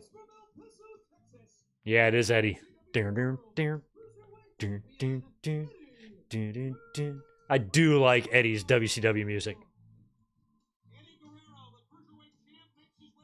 If you ever have a girl over to your house and you want to woo her, get her in the mood, fire up some WCW Eddie Guerrero. Kind of move your hips a little. Give her a show, you know? She'll become a waterfall down there. Trust me. It's the horns. It's what does it. That's what does it for him. Every time.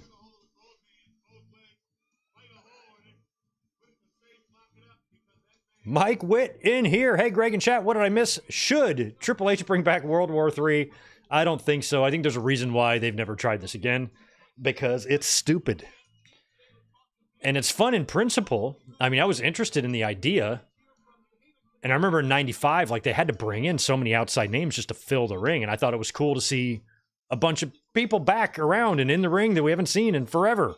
I think even Jim Brunzell was involved in that match. So, like, just random-ass names I liked. So I'll be very interested to see how they fill the 60 here. And what people we see who aren't under WCW contract.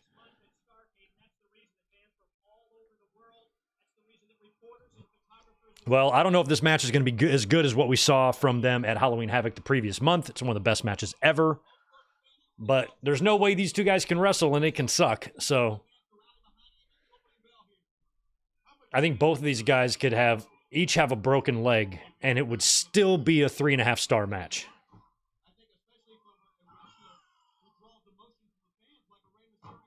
Jeez, how young and little Ray is.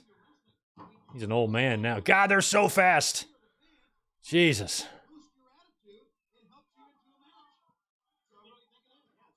Hey, he pulled the tights. I remember when I was on the Jericho Cruise, Hangman Page, and I think it was Daniels, maybe, had a drinking contest. And a referee in the middle of the ring, and they were chugging the beer. And Hangman lost. Christopher Daniels beat him. But Hangman complained to the referee that Daniels had a handful of trunks. And Aubrey almost reversed her decision, but opted to stick with the real winner of the drinking game.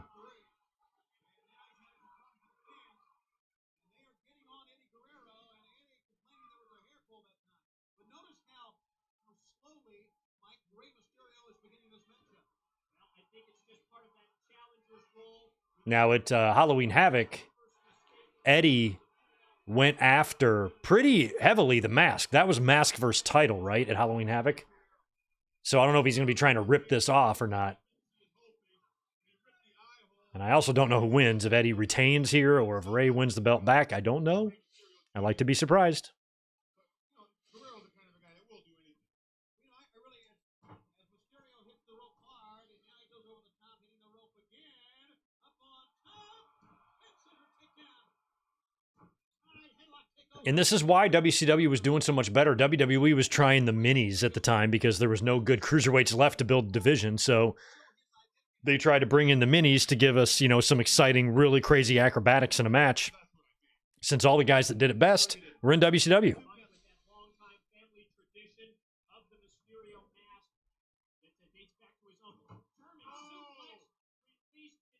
Wait, didn't Ray win? Yeah, didn't Ray... Wait, Eddie didn't win at Halloween Havoc. Ray won. So that means he already dropped the belt back to Eddie already? And now they're having another match? I don't know why I briefly thought Eddie won at Halloween Havoc. He didn't. Ray did. So he must have dropped it back to him on Nitro or something.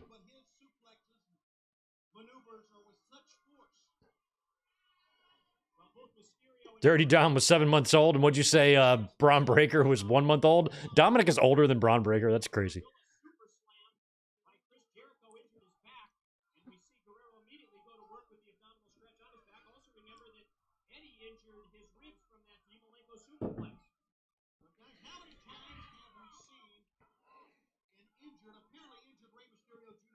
Yeah, I think the minis were WWE's desperate attempt to capitalize on some of this excitement because the cruiserweights that they had some good ones. I mean, Taka was great, but the rest of them were your Brian Christophers and your Scott Taylors and, some AAA guys like Perroth or, and stuff who they weren't doing what Eddie and Ray were doing. That's for sure. The occasional Latin lover, and that deal they did with AAA. They were trying to find some cruiserweights, but it was too little too late. They were too late to the party. WCW gobbled up everybody. Worth a damn. There wasn't even an El Dandy to be had out there.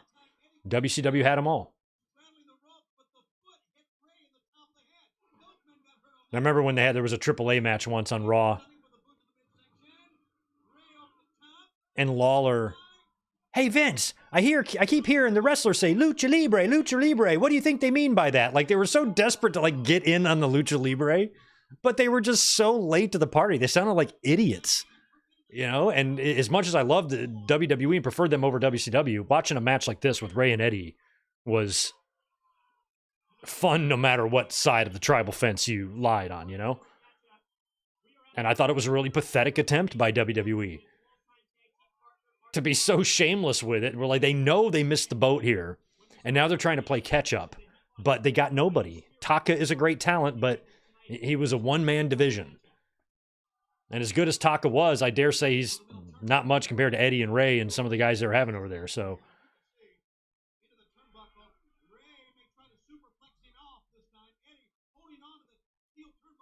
that's a really good example of why Vince is not the genius that people make him out to be, because he's so fucking set in his ways that he's missed out on a lot of opportunities. Jesus, what a superplex.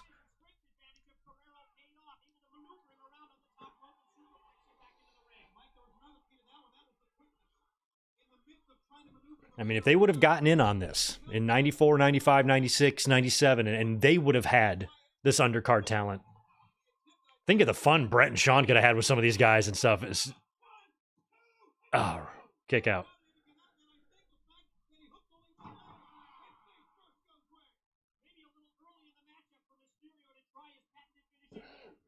We never got Eddie and Sean, did we? We could have. Why didn't we? Did we? How did we not? Why didn't we? What the hell's wrong with this universe? Eddie and Sean were in WWE active at the same time. Why doesn't a match exist? Maybe it does. But I think I'd remember that.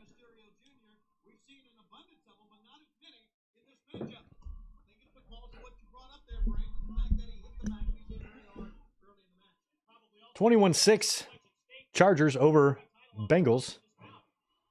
In case anybody cares, I don't.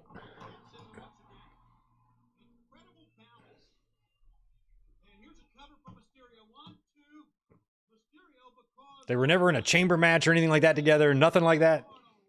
How did they never come together for a Monday Night Raw main event when they had, what, 2.5 years of opportunity? Maybe 3 years of opportunity to do it? About 3?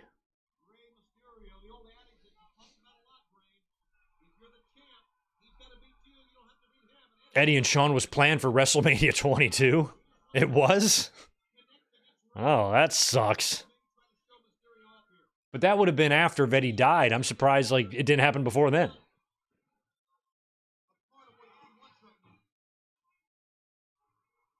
European uppercut.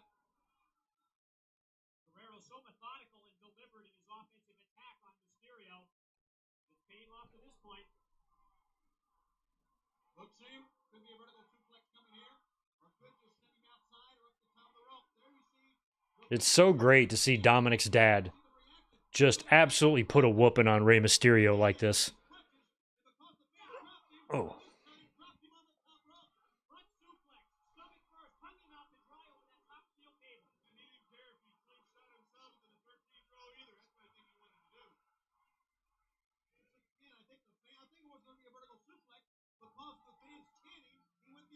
Oh, we're going to get a sunset on the floor. No. Yep. Oh.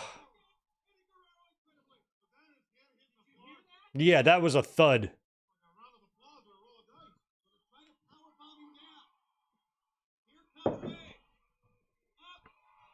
Oh.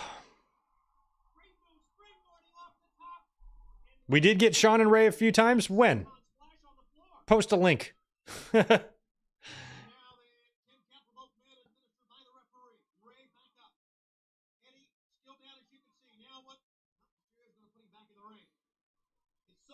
So dangerous. Seeing these athletes on the floor, but in the same breath, so exciting. 1, 2, and he's out of it in 2.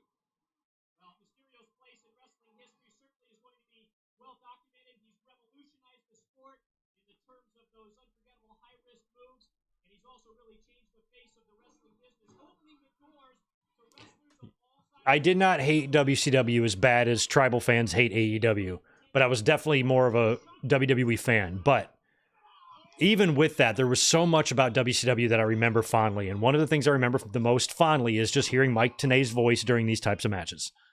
You know, this 1997 Cruiserweight matches with Tenay on the call. There's something very comforting about hearing that.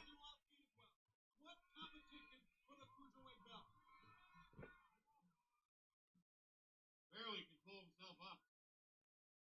Once again, the point of attack is the back of the head of Mysterio. And you can see he's holding the back of his head. Yeah, they got some mats on the floor. It's just different. It's just some carpeted paneling that's down there on the ground. So it's got a little bit of a give. It's like a wooden paneling with some carpet. That's what I think is on there because it made a loud noise when they were bumping on it, like dice rolling. So it's not concrete, but it ain't a mat either.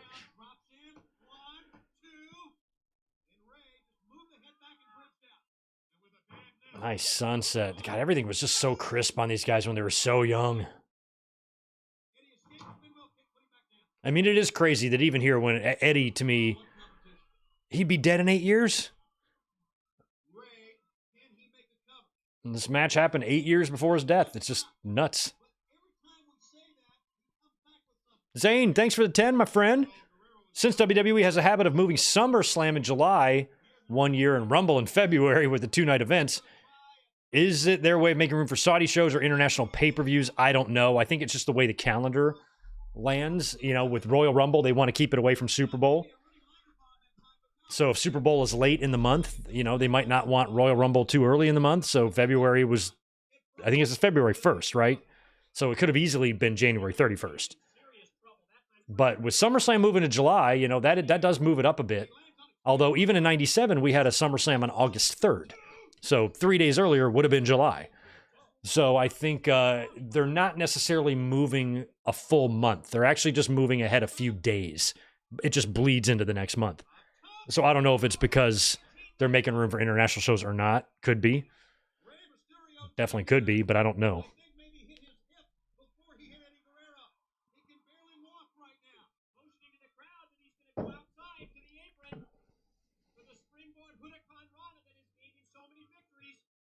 See if he's going to hit. I feel like we're super close to the finish. We are by the ropes here. That's what he won in Halloween Havoc with. Nope. Foot on the rope.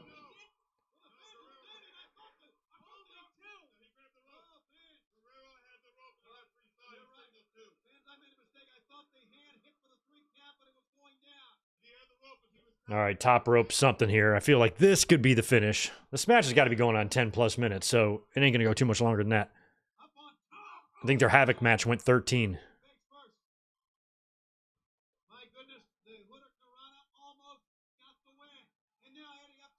Oh, Froggy. Frog splash coming.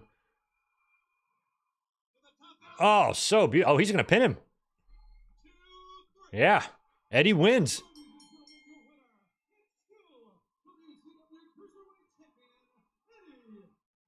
I thought they were dubbing over some audience audio there. I couldn't tell. Mike Witt, thanks for 5. Would have loved a feud between Eddie and Kevin Owens, or Eddie and Owen, excuse me, in Kansas City. Or if Kansas City never happened. Latino Heat versus King Hearts would have been fire on the mic. We all know it, and there's nothing we can do about it. Eddie was just reminding us there. Yeah, Owen and Eddie would have been fun. 2 of the more heartbreaking deaths, you know.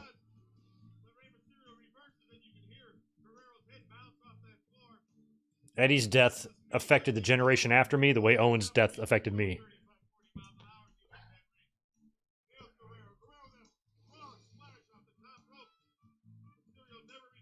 Dun, dun, dun, dun, dun. Hey, we got to hear the song twice.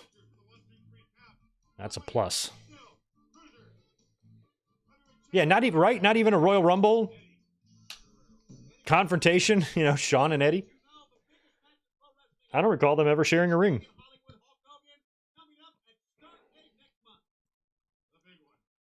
I remember Shawn being at Rey Mysterio's side the night Eddie died, and they had to announce it to the crowd. I think he had like his arm around him.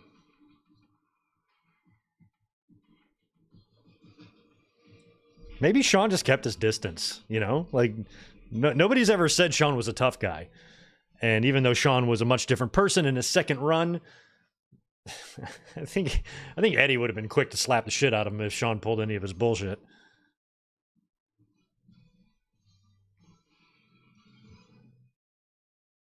Well, the date, of course, is the 28th of December of Sunday night. I was in the hospital with both arms and legs broken. Oh, here comes... It's just got to be Hennig. Is Hogan involved in this? He might be out later. He is, because he's on my thumbnail. So I know Hogan's here. He comes out, I guess, at the end. There must be a winner, y'all. United States champion. Curt Hennig. And he's got a chair that he's going to sit in.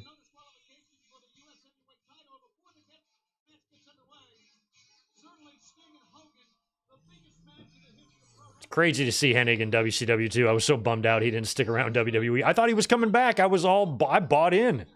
I was duped. I thought he was going to return in 1996 and face Triple H or Hunter Hearst Helmsley. And then he turned heel and stuck to being a manager. And then a month later, he was gone. And then a few months later, he's in the ring in WCW. And I was excited. I thought WWE could have used a Mr. Perfect back in 1996. And I just, that's a big what if. Like, what if he would have just stayed? Or what if he would have gotten in the ring? But it was a lot had to do with that insurance shit. And figuring all that out. I know Bruce Pritchard on his podcast has said that he was almost set to come back, you know, before he went to WCW, but, you know, fell through again. And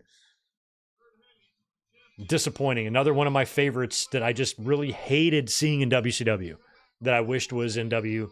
Hennig, Brett, and Savage. And Diesel and Razor, to be honest. It was tough to watch all of them leave. I didn't care about Hogan, though, or Duggan, or Bossman, or Avalanche, or Flair even. I didn't care about them leaving.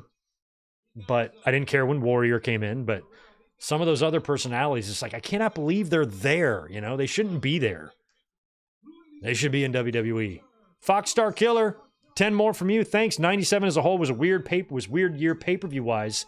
for WWE. Every pay-per-view they had that, with the exception of WrestleMania and Revenge of the Taker, came before the corresponding WCW pay-per-view. Interesting. So they had theirs every month before WCW. That's an interesting stat. I mean, that's smart. I mean, if you're dividing your audience and you do have an audience base that can maybe only afford one of the two pay-per-views, it's good to be first. Maybe that was a strategy back then. Because I bought every single WWE show. And then, like I said, I'd buy 1 to 4 WCW shows a year. Sometimes 1, sometimes 2, sometimes 3, sometimes 4. Just depends. Just depended. But I'm not sure if I've ever bought both in the same month. I don't remember. I wasn't exactly raking in the fat stacks back then either, so I don't know how I was affording this shit every month. I was just making it a priority. Just making sure my cable bill was up to date so I could order these shows every month. Never charged any of my friends for them. They got to watch them for free while I paid.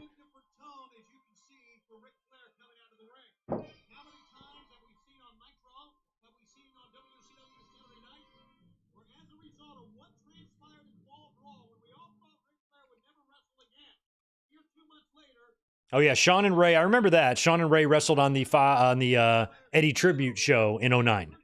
I do remember that. And thanks for 5 more from Ryan Adams. I just wish that Sean and Eddie could have gotten the ring. 5 more from Mike, who says, I always thought WCW dropped the ball on Hennig. He should have stayed with the Horsemen.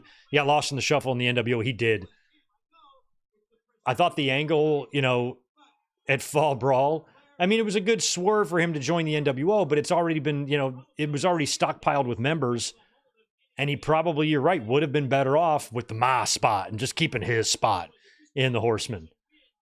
But going to the NWO, he became a part of a watered-down faction. But he did have a belt around his waist, and he was in the NWO, but still, he probably, arguably, could have done more. And like I said, if he would have stayed in WWE, I would have just loved to see Mr. Perfect have a run.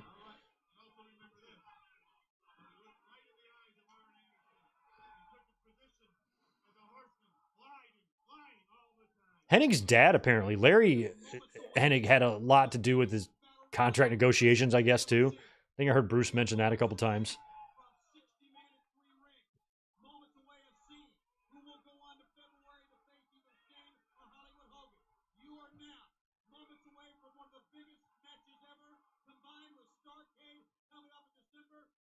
I'll never forget how dumb I felt when Hennig was going to be inducted into the Hall of Fame and they announced Wade Boggs. And I'm like, that's fucking horseshit. I immediately thought it was like Stallone and Hogan. I'm like, what, do these guys meet one time and so now you want to have Wade Boggs? There's all these people that work with Hennig and, have history with him. They could tell great stories and would be so much better than Wade fucking Boggs. And I remember being a little prick about it. And then you listen to his speech and you realize that the two were very, very close friends. And Wade Boggs delivered an amazing Hall of Fame eulogy for Curt Hennig. One of the better inductions we've ever seen. And I was so wrong about it. I assumed that WWE just wanted to stick Wade Boggs out there. And I had a pretty good reason to assume that. Because it would be in line with what they do. But he did a great job with Hennig's induction. A really great job. Very emotional. And just powerful. He had a great voice, commanding voice, telling these stories of what a great man Hennig was. And the hunting accident where he sliced his leg off and Hennig carried him 3 miles down the mountain. Just great stuff. I just wasn't expecting it. He was tearing up and just, oh my God, so good. Never seen it. Watch it.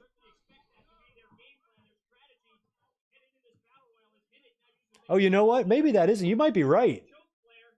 That isn't some wooden paneling. That is just some straight carpet right on that concrete. I was thinking it was like a wooden platform. But shit, man. It might be right there on the floor.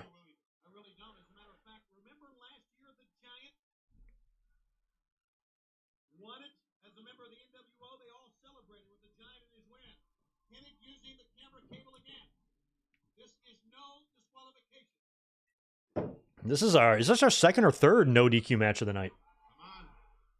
Come on, Curt.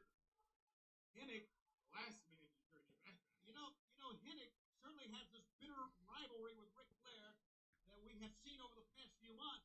But one of his purposes here may be to take Flair completely out so that he will not be in the 60-man three-ring battle royal. You know, I think this rivalry is maybe even more deep-seated. I remember when Hennig went to WCW, I kind of thought that him and Flair would link up because of their WWE history. You know, they were a good pairing there when Hennig was like his executive consultant or whatever. So I thought they would go back to that. But instead they kind of feuded. And having Bobby on commentary for this too, it's just like the three of them were a unit. And now they're all kind of doing their own thing, but still featured together at the same time. Just weird. Flair to the top rope to the floor. Holy shit. Yeah, Flair, that's why you don't do that. He overshot that. Not good for a man of Flair's age, although he's probably here younger than I am right now.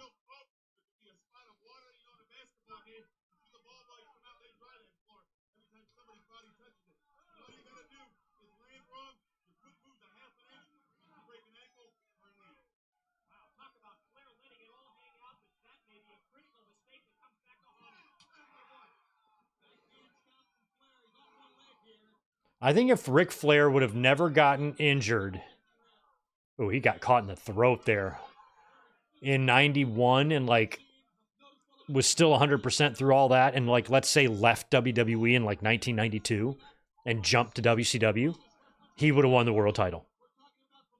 I think he would have won the big gold in WCW had he left WWE in like 92.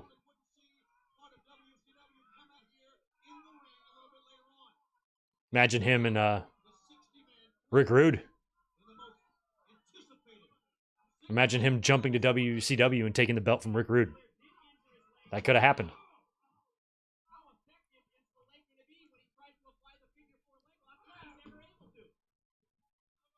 His leg's got to be in pretty good shape for him to apply that figure four. I mean, this guy Curt Hennig's got some big legs, and his legs are in good shape now. They're not hurt.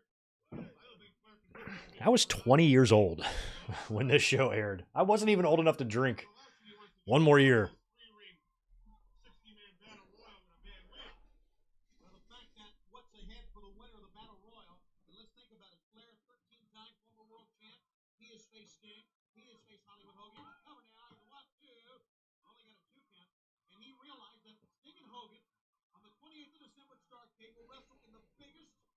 Wrestling match ever. What happened? Randy Anderson. At the 2 count, Curt Hennig reached across and poked referee Randy. He did.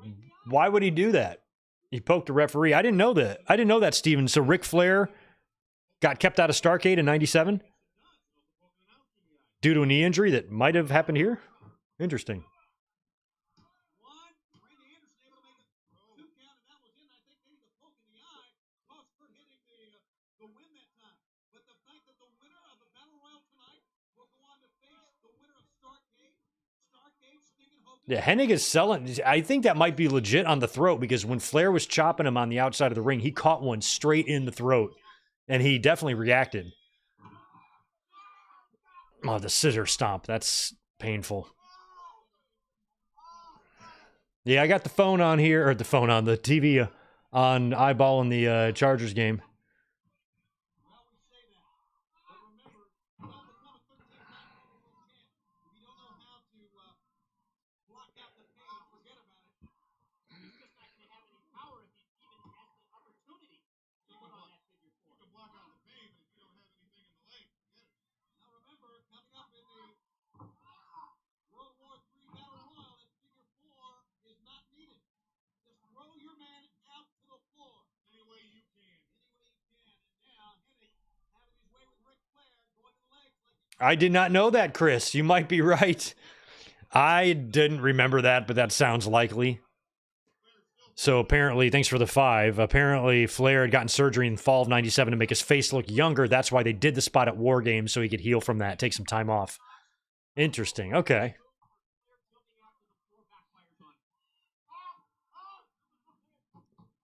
I remember when Flair was wearing the eyeliner there in like 2003, laying it on thick.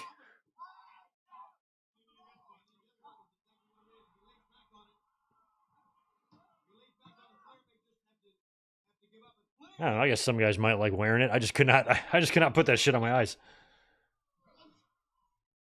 I don't know how women do makeup. My eyes would start watering if I started drawing with pencil around my eyelids and stuff.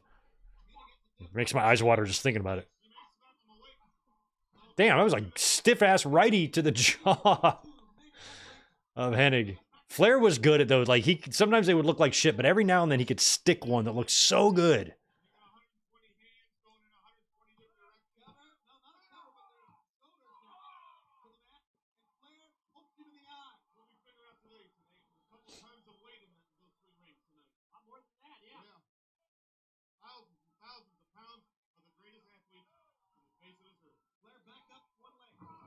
Nice.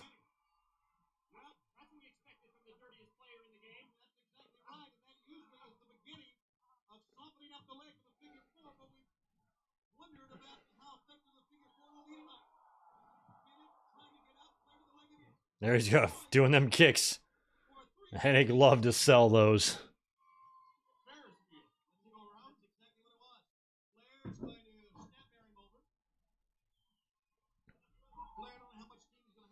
Really, A.B. Johnson, Fall? Were you here when we did Fall Brawl last month or in September?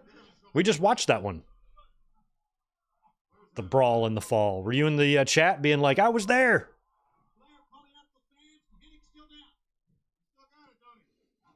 We did that one because, or I chose that one because Sid was on it and Sid had just passed away.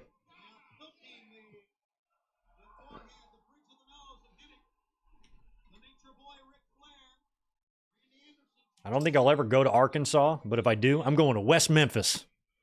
I don't know what's there, but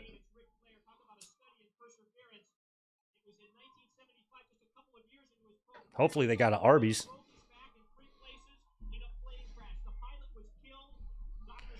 Yeah, Mike Tenay's talking about the Ric Flair plane crash, which happened in Wilmington, North Carolina, where I used to live. And Flair was never supposed to wrestle again in 1975. And he had his final match, what, 2 years ago? When was that? Bullshit? Maybe longer than that.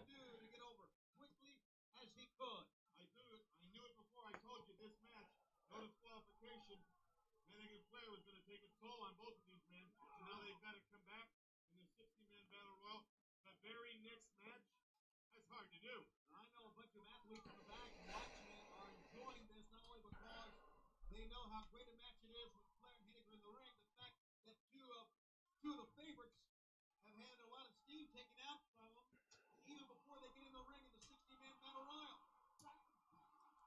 Hennig, Jesus, chopping his ass off.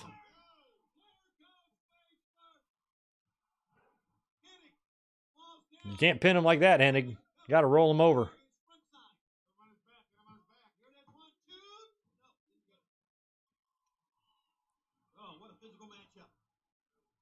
Oh, yeah, you might have the year wrong, A.B. Johnson.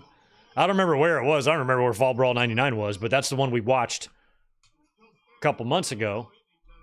I think that had Sting winning or losing the title in the main event, and Sid faced Benoit, maybe. I forgot.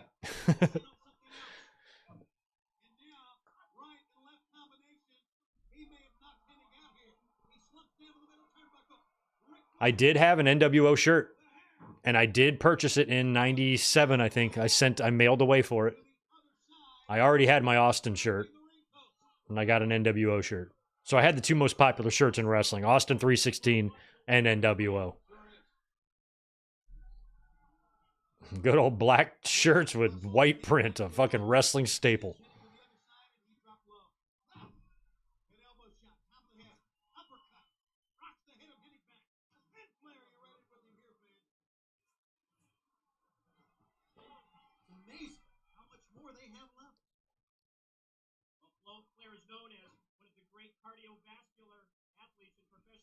Yeah, Mike, thanks for the 5. You ever go to Tennessee? You want to go to Buck Snort? See if Bunkhouse Buck is still there? Buck Snort, Tennessee. Yeah, I'm working. I'm doing a drywall over there at the McDonald's down in Buck Snort, Tennessee. Fucking Buck Snort. Jesus Christ.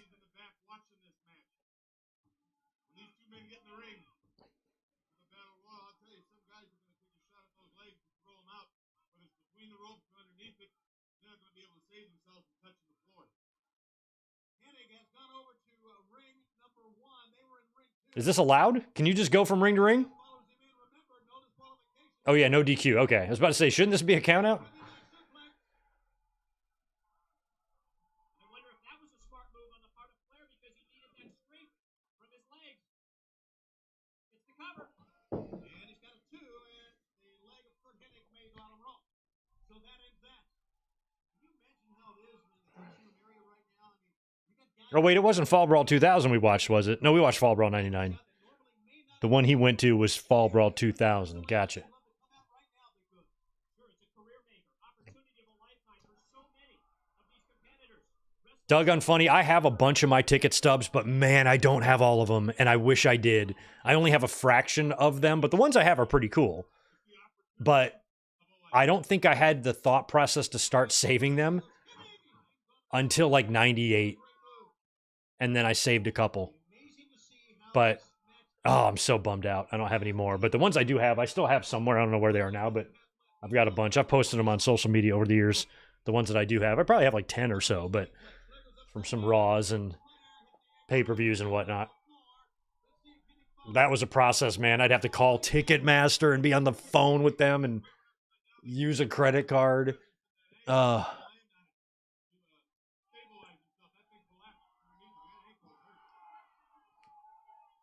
I remember in the mid-90s, I didn't have a credit card. I would use my mom would let me use her credit card number to purchase the tickets, and then I'd just like pay her and send her some money. They lived here. I lived on the East Coast. But then after a while, I was able to start buying my own shit. But just the process of going through that was like very annoying and stressful. I'd wake up, I'd set my alarm, wake up to be the first online to call and try to get the best seats possible. It's not like now where you can just go on there and pick your seats, which is likely what I'll do for WrestleMania. Just go on StubHub or something and figure out where I want to be and just buy them. But back then, you just had to take what you could get. That's how I wound up on the floor so many times.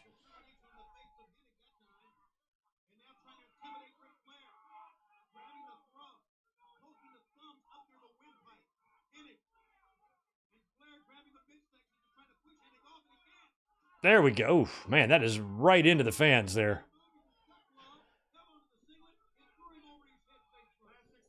It is fun. Anybody ever been right there, front and center? Have you been the fan in the front row? It's awesome. I've only done it like twice. But it's pretty badass. Like, imagine being able to do this every night. God. I've been row 2, 3, 4 a bunch of times, but I've only sat ringside twice.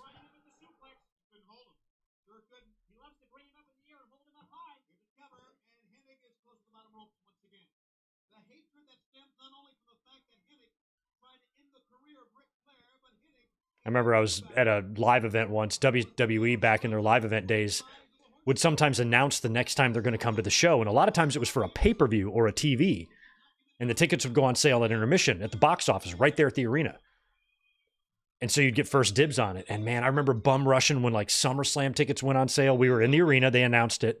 And we were just bum rushing the ticket counter. And we're trying to get there. And like the people in front, oh God, right up in Hennig's nuts. Jesus, that's gotta hurt his leg and everything.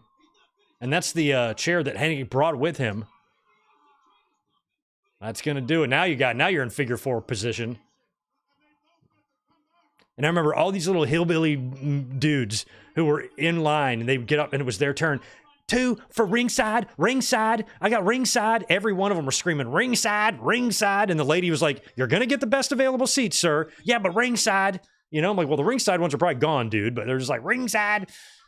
Just, oh, man, I just don't miss those days of having to be with, like, animals, like complete morons. Pushing and shoving, screaming ringside and stuff. Like, ugh. It's so great now. Just buy everything online. You don't have to deal with one single human in your way.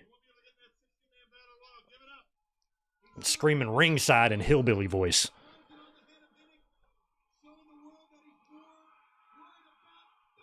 Yeah, you're going to tap out. Now he's going to give up right now, just like the sharpshooter. Oh, he's got the belt, though. Is Hennig going to get the belt? It's right there, dude. There's your weapon. There we go.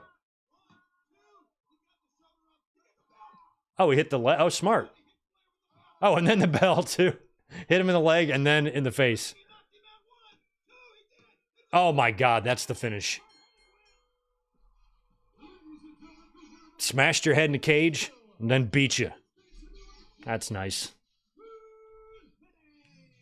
Ric Flair has been United States champion before, but he did not regain the belt here.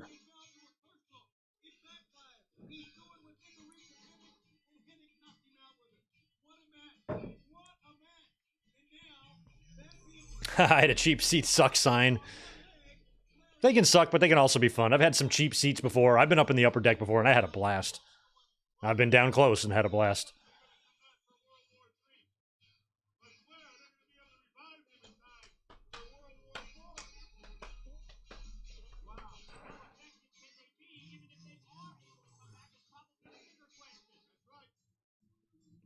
Yeah, Hennig, you better be limping off.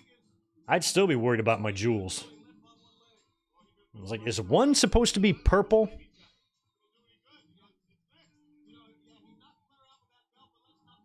And leaking? Is that bad? It's not good.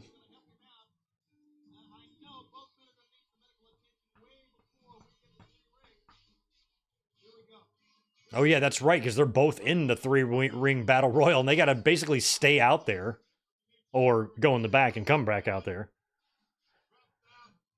But it ain't a Royal Rumble where you're coming out one of... Ah, Jesus, that replay on that shot, that was rough.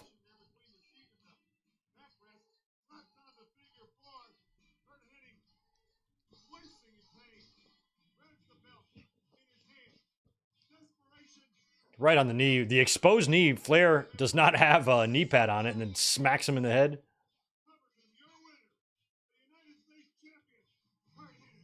Their penises are almost touching. Look how close that is, guys. You know you were looking. You were.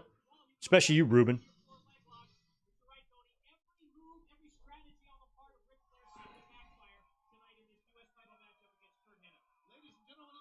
Yeah, the experience is fun no matter where you're at, you know. Going is... Just being there can be pretty cool sometimes. Especially if it's a major show. I'm not purchasing any $3,000 fucking seats for WrestleMania this year. We might be a little high up there. Where last time for 39, I had pretty good seats, but I am not spending 20 grand on good seats. I'm just going to go, have fun, hang out with some of y'all, be a little further back, and not break my bank.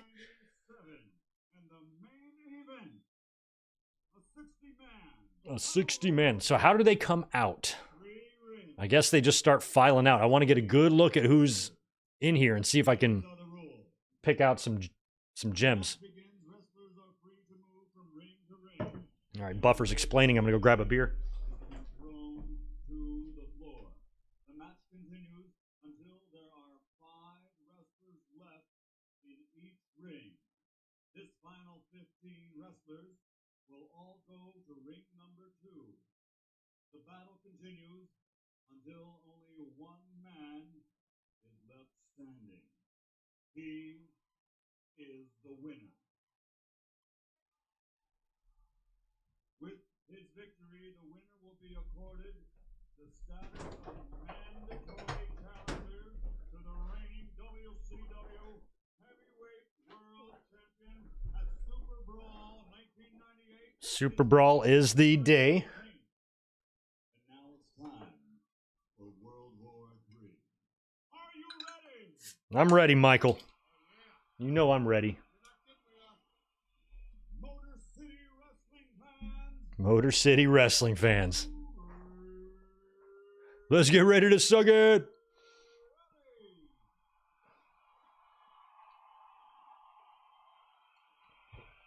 Gilbert, I should be in the media suite. No, I do not want a media pass. I do not want to do one of those scrums. I got no interest. It's not for me. It's not for just YouTubers.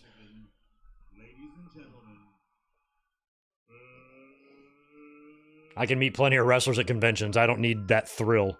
I'd rather go and enjoy myself and not have to worry about being shuffled back at a specific time and being there and just not being able to have fun. You're there to work, you know? And I'm not a journalist, so, and I don't run a wrestling news site. But content creators like myself get media passes all the time, so I'm sure I could get one, but I don't want one. Here they come. Let's get a look at these guys. DDP is leading the way. There's Ray Traylor. Look at that leather pants. All right, we got Alex Wright, we're with a very lovely Deborah. What's up, douchebag? There's Ming. The Villanos are in the house. There's Benoit. We got Fit Finley there. La Parca. There's Regal. Oh, Public Enemy is there. I forgot about them. Dave Taylor. I think that's Norman Smiley. Back there, there's Ultimo Dragon. Louis Spicoli. I think that's Liz Mark. That is Latin Lover. The Giant.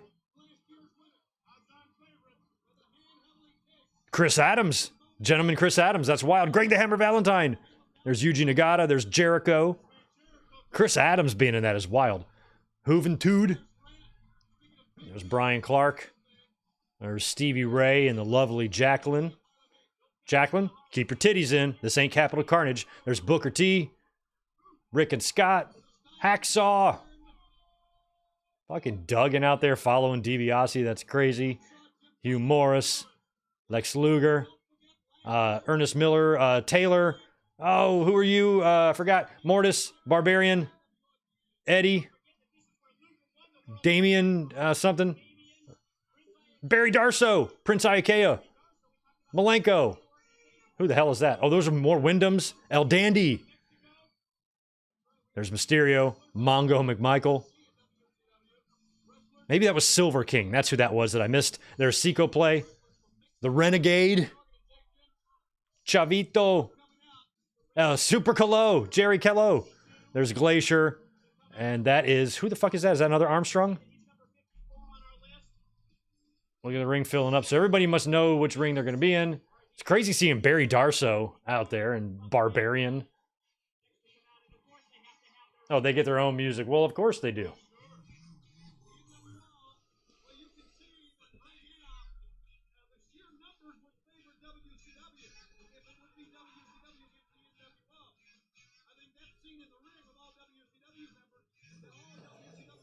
Mike Witt, appreciate the 5. Interesting discussion. If Brody didn't get murdered, would he have gone to WWE or NWA WCW? I would say NWA WCW.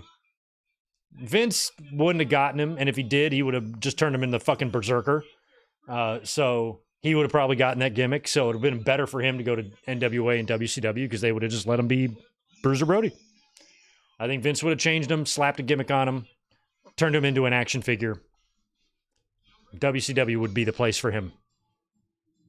So look at these guys. We got Buff. Oh, man, Elizabeth.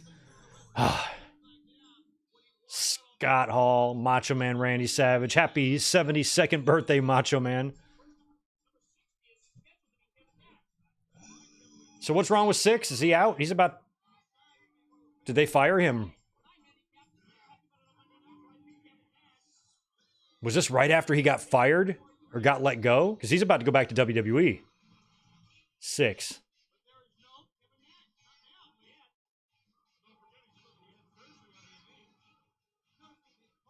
It's crazy to see even Macho and Elizabeth and Virgil walking to the ring together.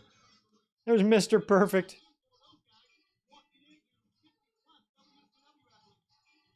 God, it's so crazy now. Rude.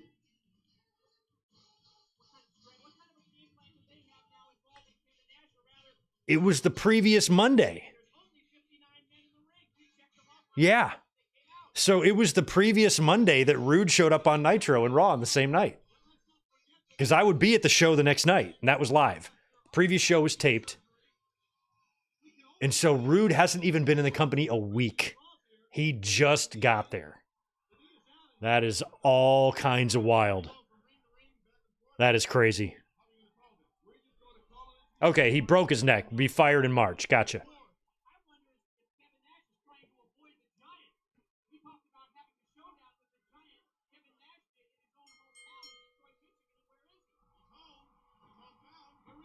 Is Nash supposed to be in this thing?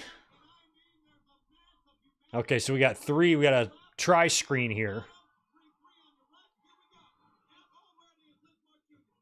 Liz Mark is out. I can't even see what the fuck's going on.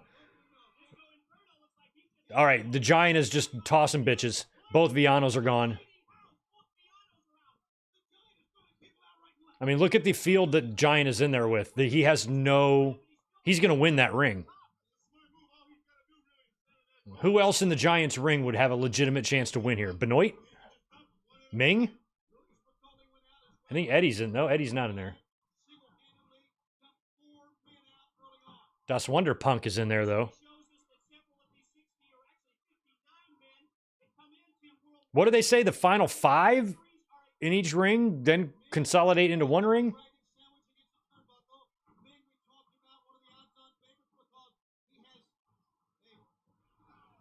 Gilbert watch along one night in China. I used to own that. Funny story.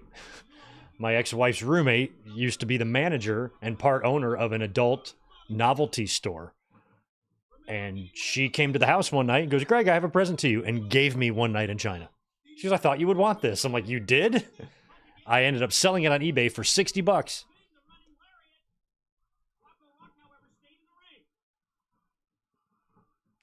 But Greg, did you watch it? Of course I watched it. What kind of question is that? I needed like 6 months of therapy and I was over it. It was fine. But yes, I did watch it.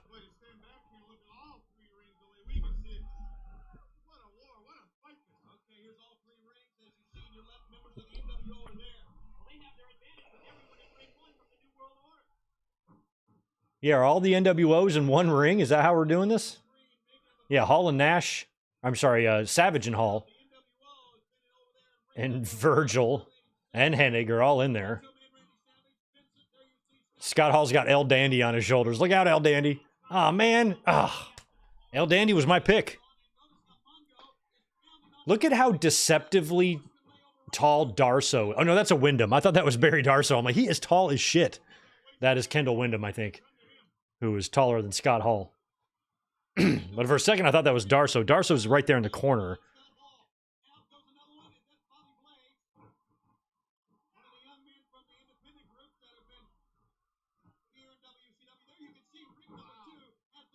Bobby Blaze. That might have been the guy I didn't recognize when they're all coming out.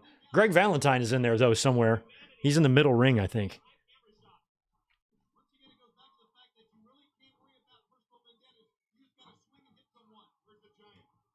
They should have put Darso and Wyndham in separate rings because they look exactly alike. Fucking demolition smash.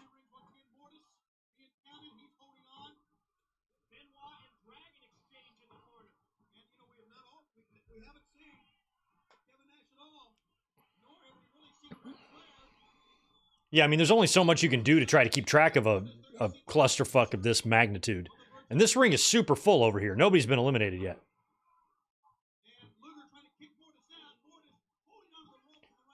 And that's crazy. That middle ring is at a disadvantage because you don't have as many sides to throw the wrestler out.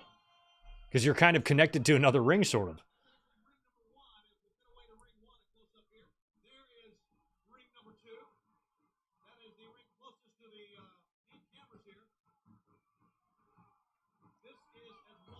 Yeah, that's Silver King right there, I think, on the back of Stevie Ray. Yeah.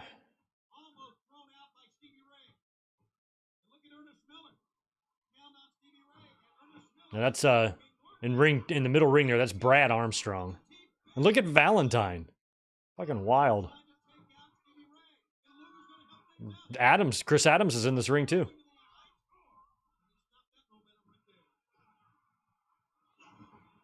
And Renegade.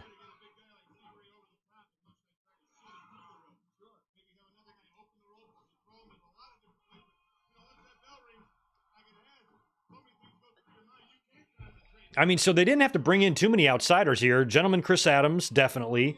Greg Valentine. But everybody else is pretty much under contract or working in WCW. I mean, Brad Armstrong worked a lot of TVs. So really, Adams and Valentine are the only two that are really surprises to me.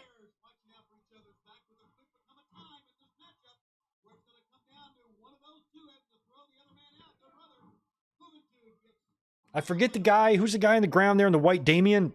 Who is he? Why can't I finger him? That came out wrong. Jericho's in that middle ring too. Oh, look at Valentine and Haku. Got a dream team and an Islander here hooking up. That's fun as hell. Still think Ming would kill him.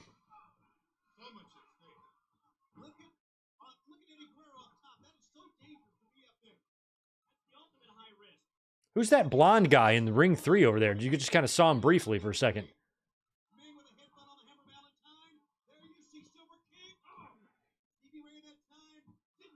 Oh, today is the... Yeah, you're right, Juliet. Thank you. Today is the 27th anniversary. Yeah, you're right. November 17th. I remember it well, and I watched Raw that night and Nitro and saw that whole thing happen live. As a matter of fact, on my Raw taping, you can see me flipping over to Nitro watching that happen. On my taped episode of Raw. That was rough, man. Rough. What is happening?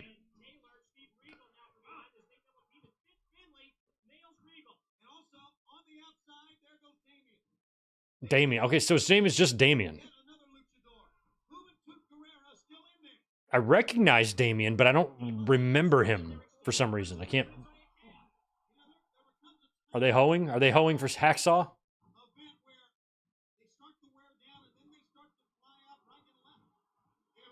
Oh, he pull up Iokeo by his little ponytail? That's harsh.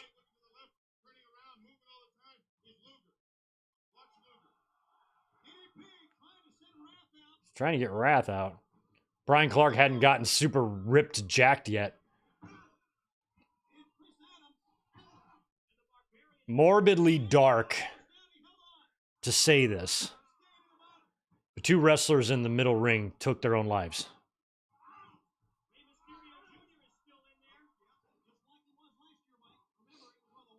Chris Adams and Renegade. Or did Chris Adams not take his own life? Maybe that was an accident. I can't remember now.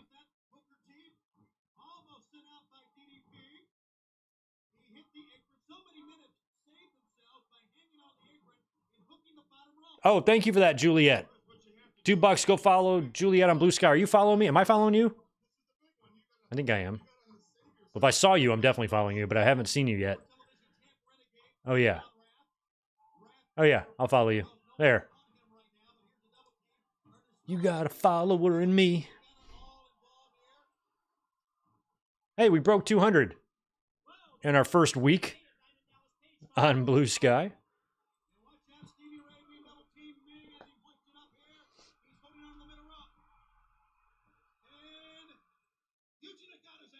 Oh, Yuji Nagata's out. That was another one of my picks, man. It was either going to be him or El Dandy.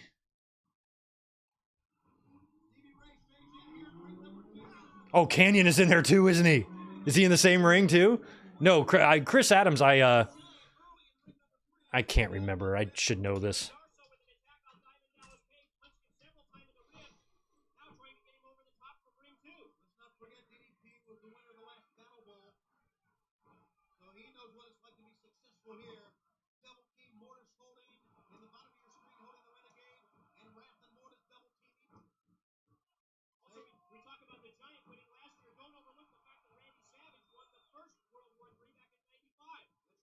Oh, yeah, that's right. It was a drunken fight thing. Okay.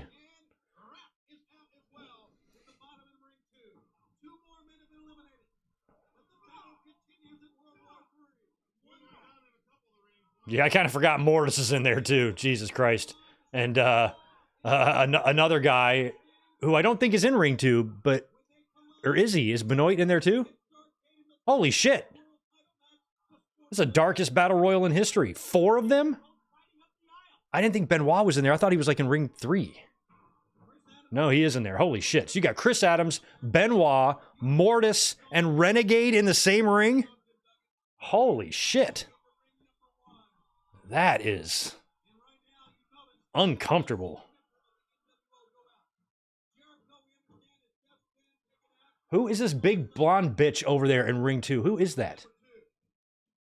In Ring 2, there he is. He almost looks like Sid, but he's got short hair. Well, that's got to be a Wyndham. That's got to be the other Wyndham. that maybe came out with Kendall. I can't believe I missed Mortis and Benoit.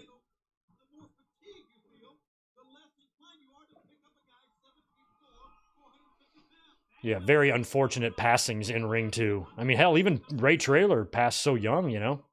Eddie's in there too. Jesus Christ, Eddie is in there. He's mixing it up with Benoit.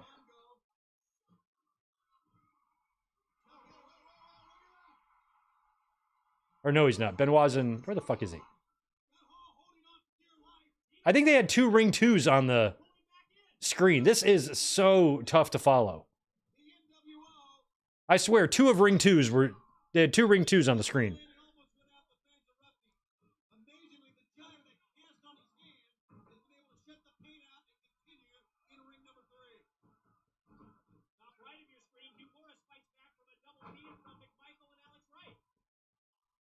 Oh yeah, Trailer's in ring 1. Okay, I thought he was in ring 2. I was so lost there.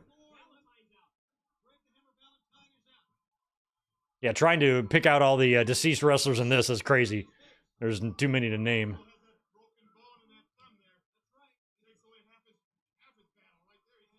Yeah, there's that guy. That's a Wyndham, I think. That dude with the furry boots. I'm like, who is that?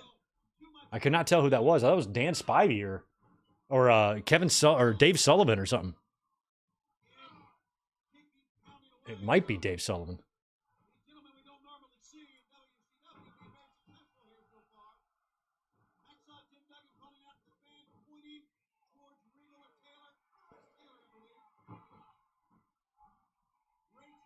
Oh no, Mortis is not in there. Mortis is in the other ring. I was thinking they were all in the same ring. I thought Mortis was over there in ring 2. But he's in ring 3. It's so confusing.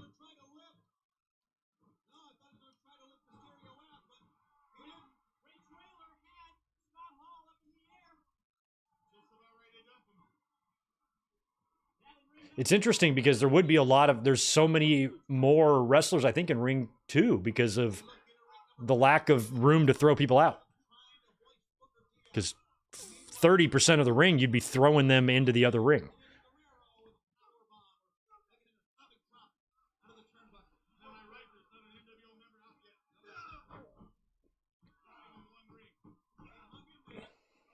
Look at Booker T pounding away on Chris Adams' face. They might have some history from Texas, I'm not sure.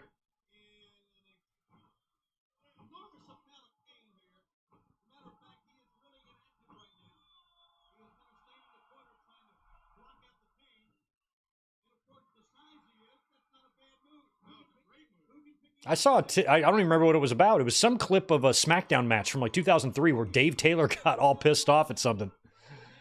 And I forgot what the context was now. But I actually saw a clip of Dave Taylor just this week.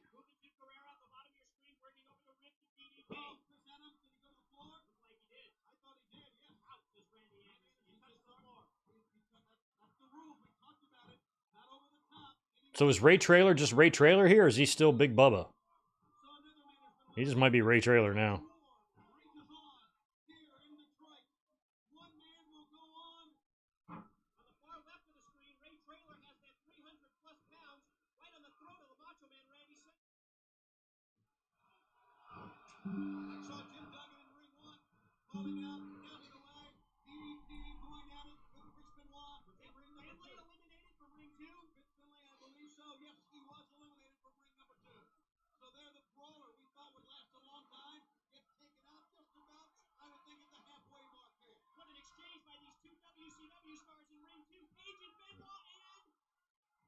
Keep them both. They both stayed alive through that? Jesus.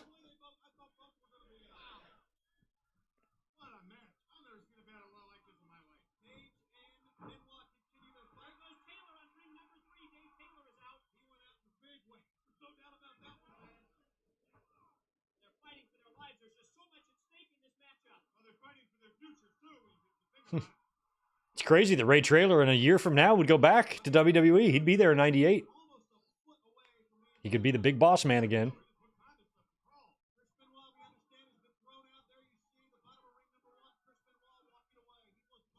Benoit is out. Malenko's out. Ernest Miller's still in there. You know, watching Hennig, I think they're in ring. I don't know where they are now. Hennig mixing it up with in ring 1 with Rey Mysterio. I don't recall them ever interacting. Ray and Hennig.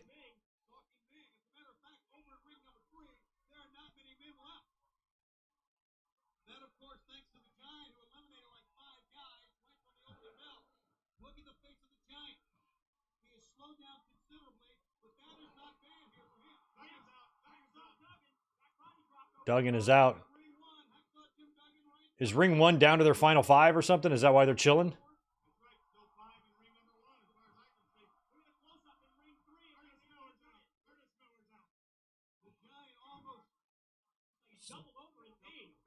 So in ring 2, okay, now they're down to their final 5. buried in ring number 2. So there's 5 there. So do they keep wrestling? So one half of the Faces of Fear, ring number Referee's stopping them all. few more pounding away on Scott Hall. Remember, And so now you have to get everybody to stop? That's crazy weird. And wait for the other ring, who still has a shitload of people in it, in ring 1. Eddie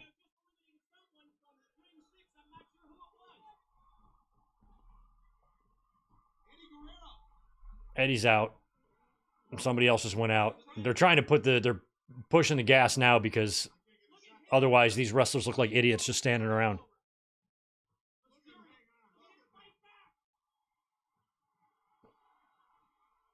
You know what would have been a better concept, to be honest?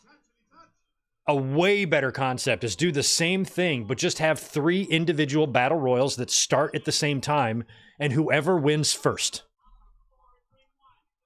The first winner of the 3 rings wins the whole fucking thing. So it's like a race. Have some photo finishes, you know?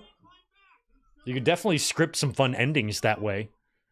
You are noticing that in ring number 2, they are all kind of standing around when it's whittled down to 5 men per ring. They are all going to get into one ring. Whoa. Was that Mongo that took a couple on the outside? Mongo, I think, is gone. So now they're letting these...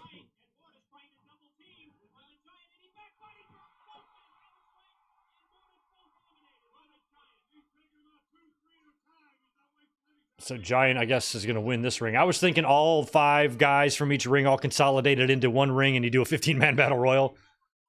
Ming and the Giant. 4 men remain in ring number 2. The bulk, the remainder, in ring 1, the NWO. Scott Steiner, we'll forget about that. Then why did the referee stop them at the final 5 if you're just going to have a winner anyway? As a matter of fact, if you look in ring number 1, it's all NWO. Right. And they are not fighting, they're huddling in ring number 1. Well, that's a smart move. They're saving their energy. They're talking over their plans. What are we going to do? Look around. See who's left. Is the Giant left? Wait a minute. How are these out? We have 11 men left.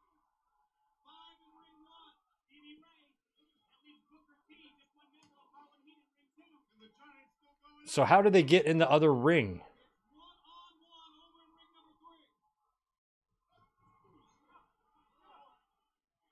And the NWO. Oh, wow. Giant drop kicks Ming over the top rope.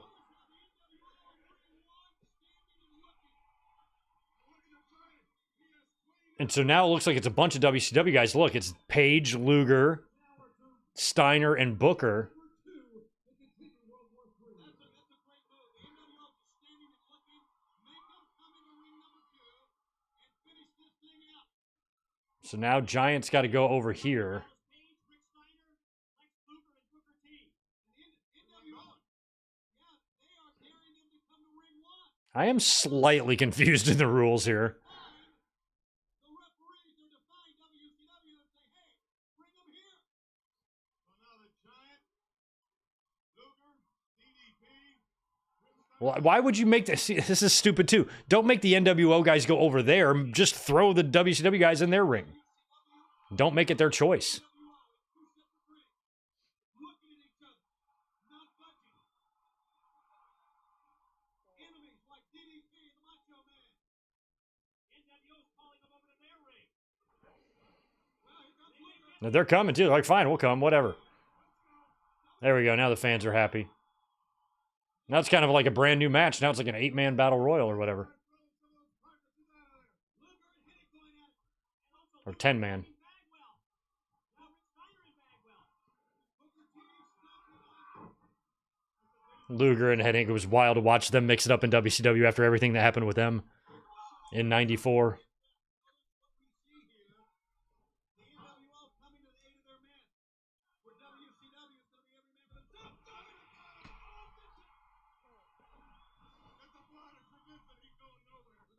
Yeah, Vincent got cuttered.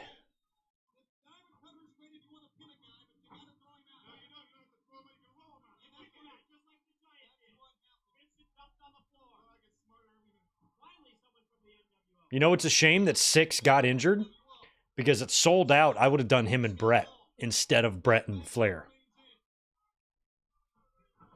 That would have been fun.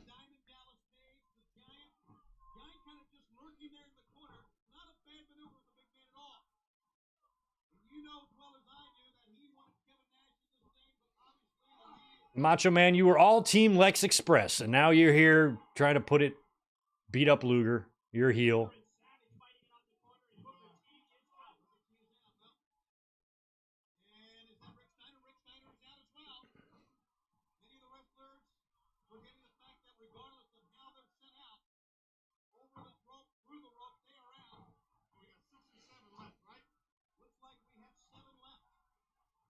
I mean, I think Savage joining the NWO, he should have just joined the NWO from the start. Should have been Savage, should have been the Mega Powers and the Outsiders. That should have been the original NWO. 4 men, not 3. And put Savage in it. Because he just looks like a dumbass when he joined it after the fact. And it would make sense for him to be in it, considering the decade-long run he had in WWE.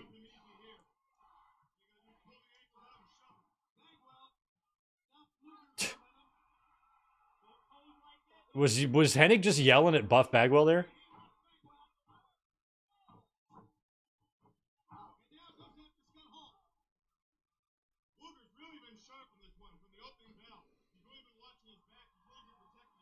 Luger, nope. You're going to get saved? Oh, they're pushing a lot of guys out. Luger and Hennig. Oh, there's Giant over there to get Bagwell out. Is he trying to save Luger or eliminate Luger? Luger's gone and Hennig's gone. Leaving the Giant, Savage, and who? Scott Hall and Page.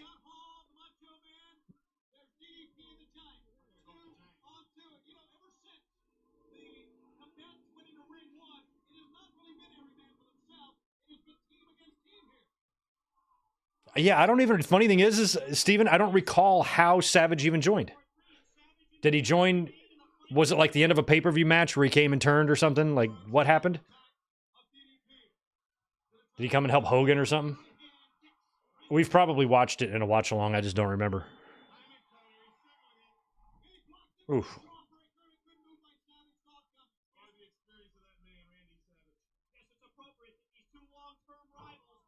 Sting joining the NWO too. So stupid.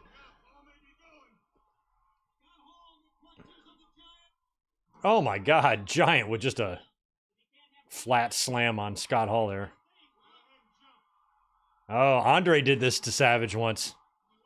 He's like, jump, do it. And he spits on him and comes anyway. Oh, he got caught.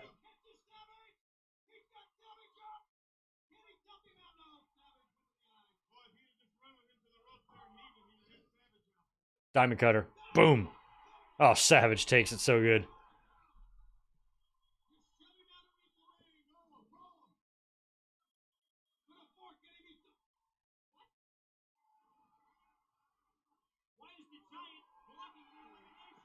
He's not, yeah, why is he not letting him in eliminate him? This is probably going to backfire. This is going to lead to a Giant elimination or something. Choke slam him first. They just want to punish poor Mach. This would have been 2 days after his birthday. I think he turned 45.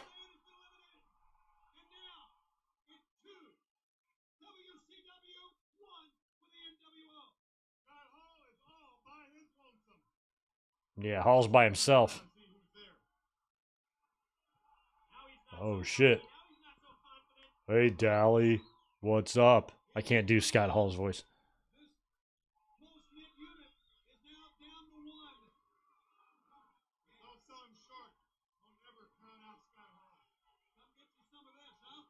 Come get you some of this.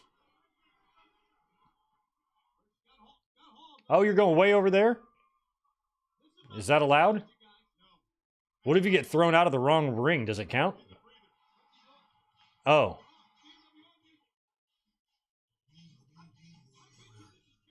Is it Nash or Hogan or both?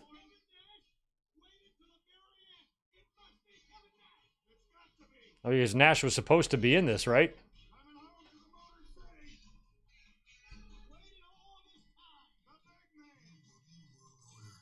He ain't here yet. Hey, Tito.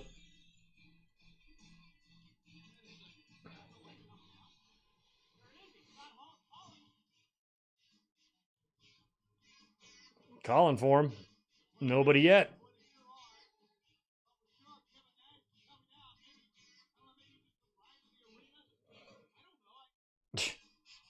We're gonna restart it. Oh, finally. Oh, Hogan's wearing the 6 shirt too. All in solidarity.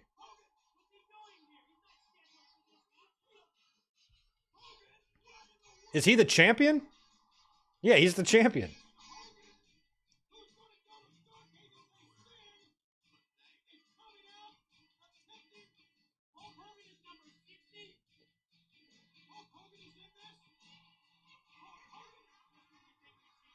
See how Hogan flew and rolled in the ring like that, all fast like? Hogan was only my age here.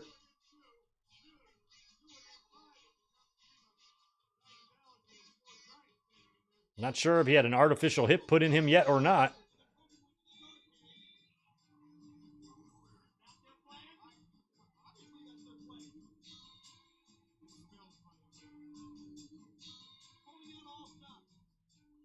So Hogan's gonna go brawl? Okay. I thought Hogan was like such a chicken shit. He's like actually ready to be down to fight here when he's the champion with nothing to gain?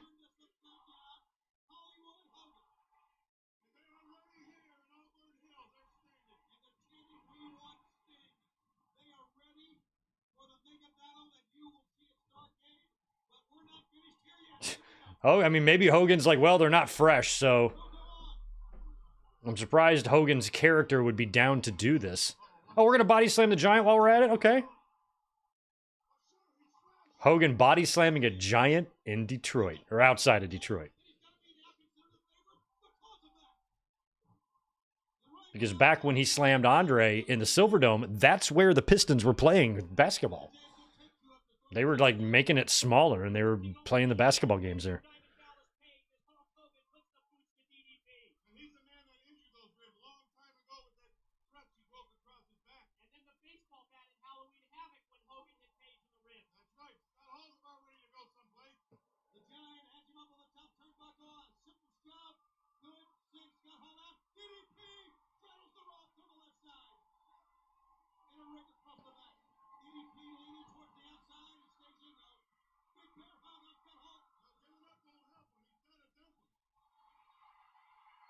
Crowd's going nuts for something. Oh, Lord.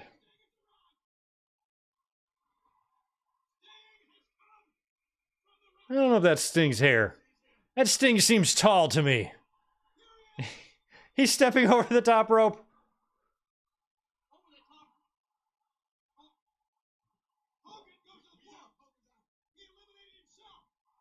Hogan just eliminated himself.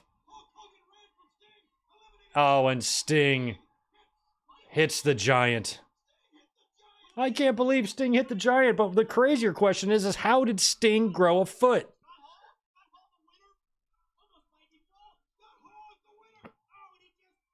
Oh, Scott Hall's, yeah.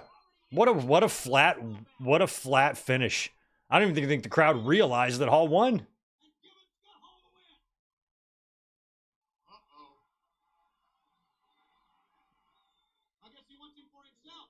Are the announcers trying to pretend like they don't know who this is?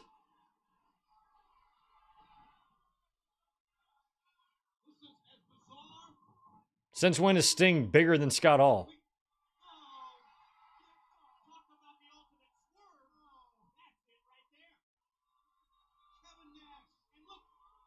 Did he forfeit his own spot in the match to give it to Hall? Sounds like Hogan did the same thing. Eliminating himself. Well, I guess he can't get a title shot against himself. He could. It'd be fun to watch that.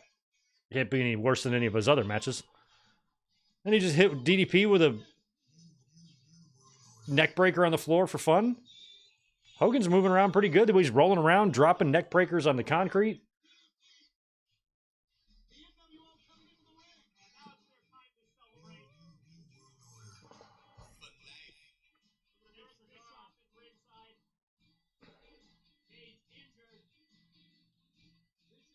Conan's in there. Scott Norton. Bischoff and his cigar.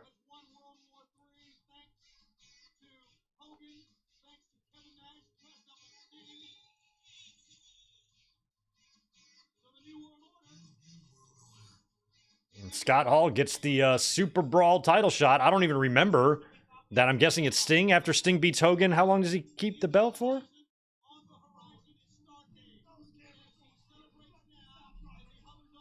What's the match at Super Brawl? Is it Sting and Hall? Or does Hall give the title shot away? What happens there? I don't remember. This was supposed to get you so mad that you wanted to order Starrcade. It didn't make me mad enough to order Starrcade. I like the Sting storyline that they were doing. It really shit the bed at Starrcade. Oh, Fox Star, you're saying it's he challenges Sting for the title at Uncensored 98. Okay, I thought it was Super Brawl. But thanks for that 5. Sting Hogan rematch at Super Brawl, Uncensored, Scott Hall Sting. Thanks. Thank you. Thank you. So it took that long to give Hall his title match?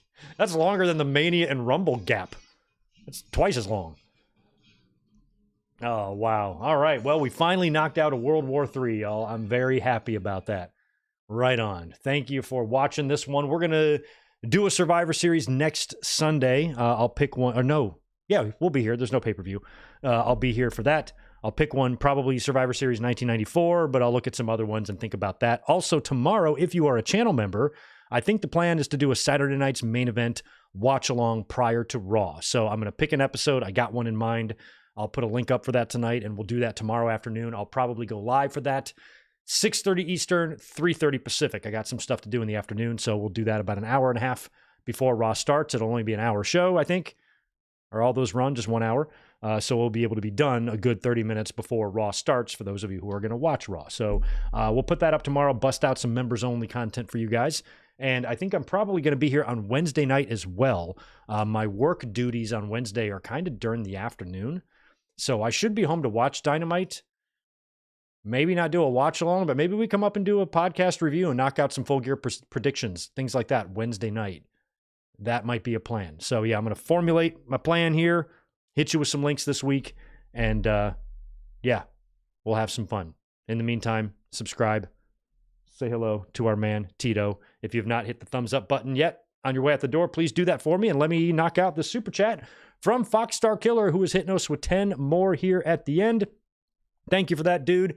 Then, some 2 years later, on the February 7th, 2000 Nitro, he falsely claimed to still be owed his title shot because this company had a bad propensity to not remember its own storylines. Yeah, I remember Hogan doing some shady shit after he lost a couple times, but yeah, I was a little confused about when Hall was actually going to get the title shot. And I do remember, like Juliet says, that there was some talk of him maybe challenging Hogan, and that would have been interesting. So anyway, this was fun. I'm glad we watched this one. We'll figure out what to do next week, and I'll post a link for Survivor Series 1 week from today. And just keep in mind, it's a weird week this week. I'm actually going to be missing Full Gear on Saturday, but I'm going to hit you with Full Gear predictions, and I'm still going to try to hit you with a review on Full Gear.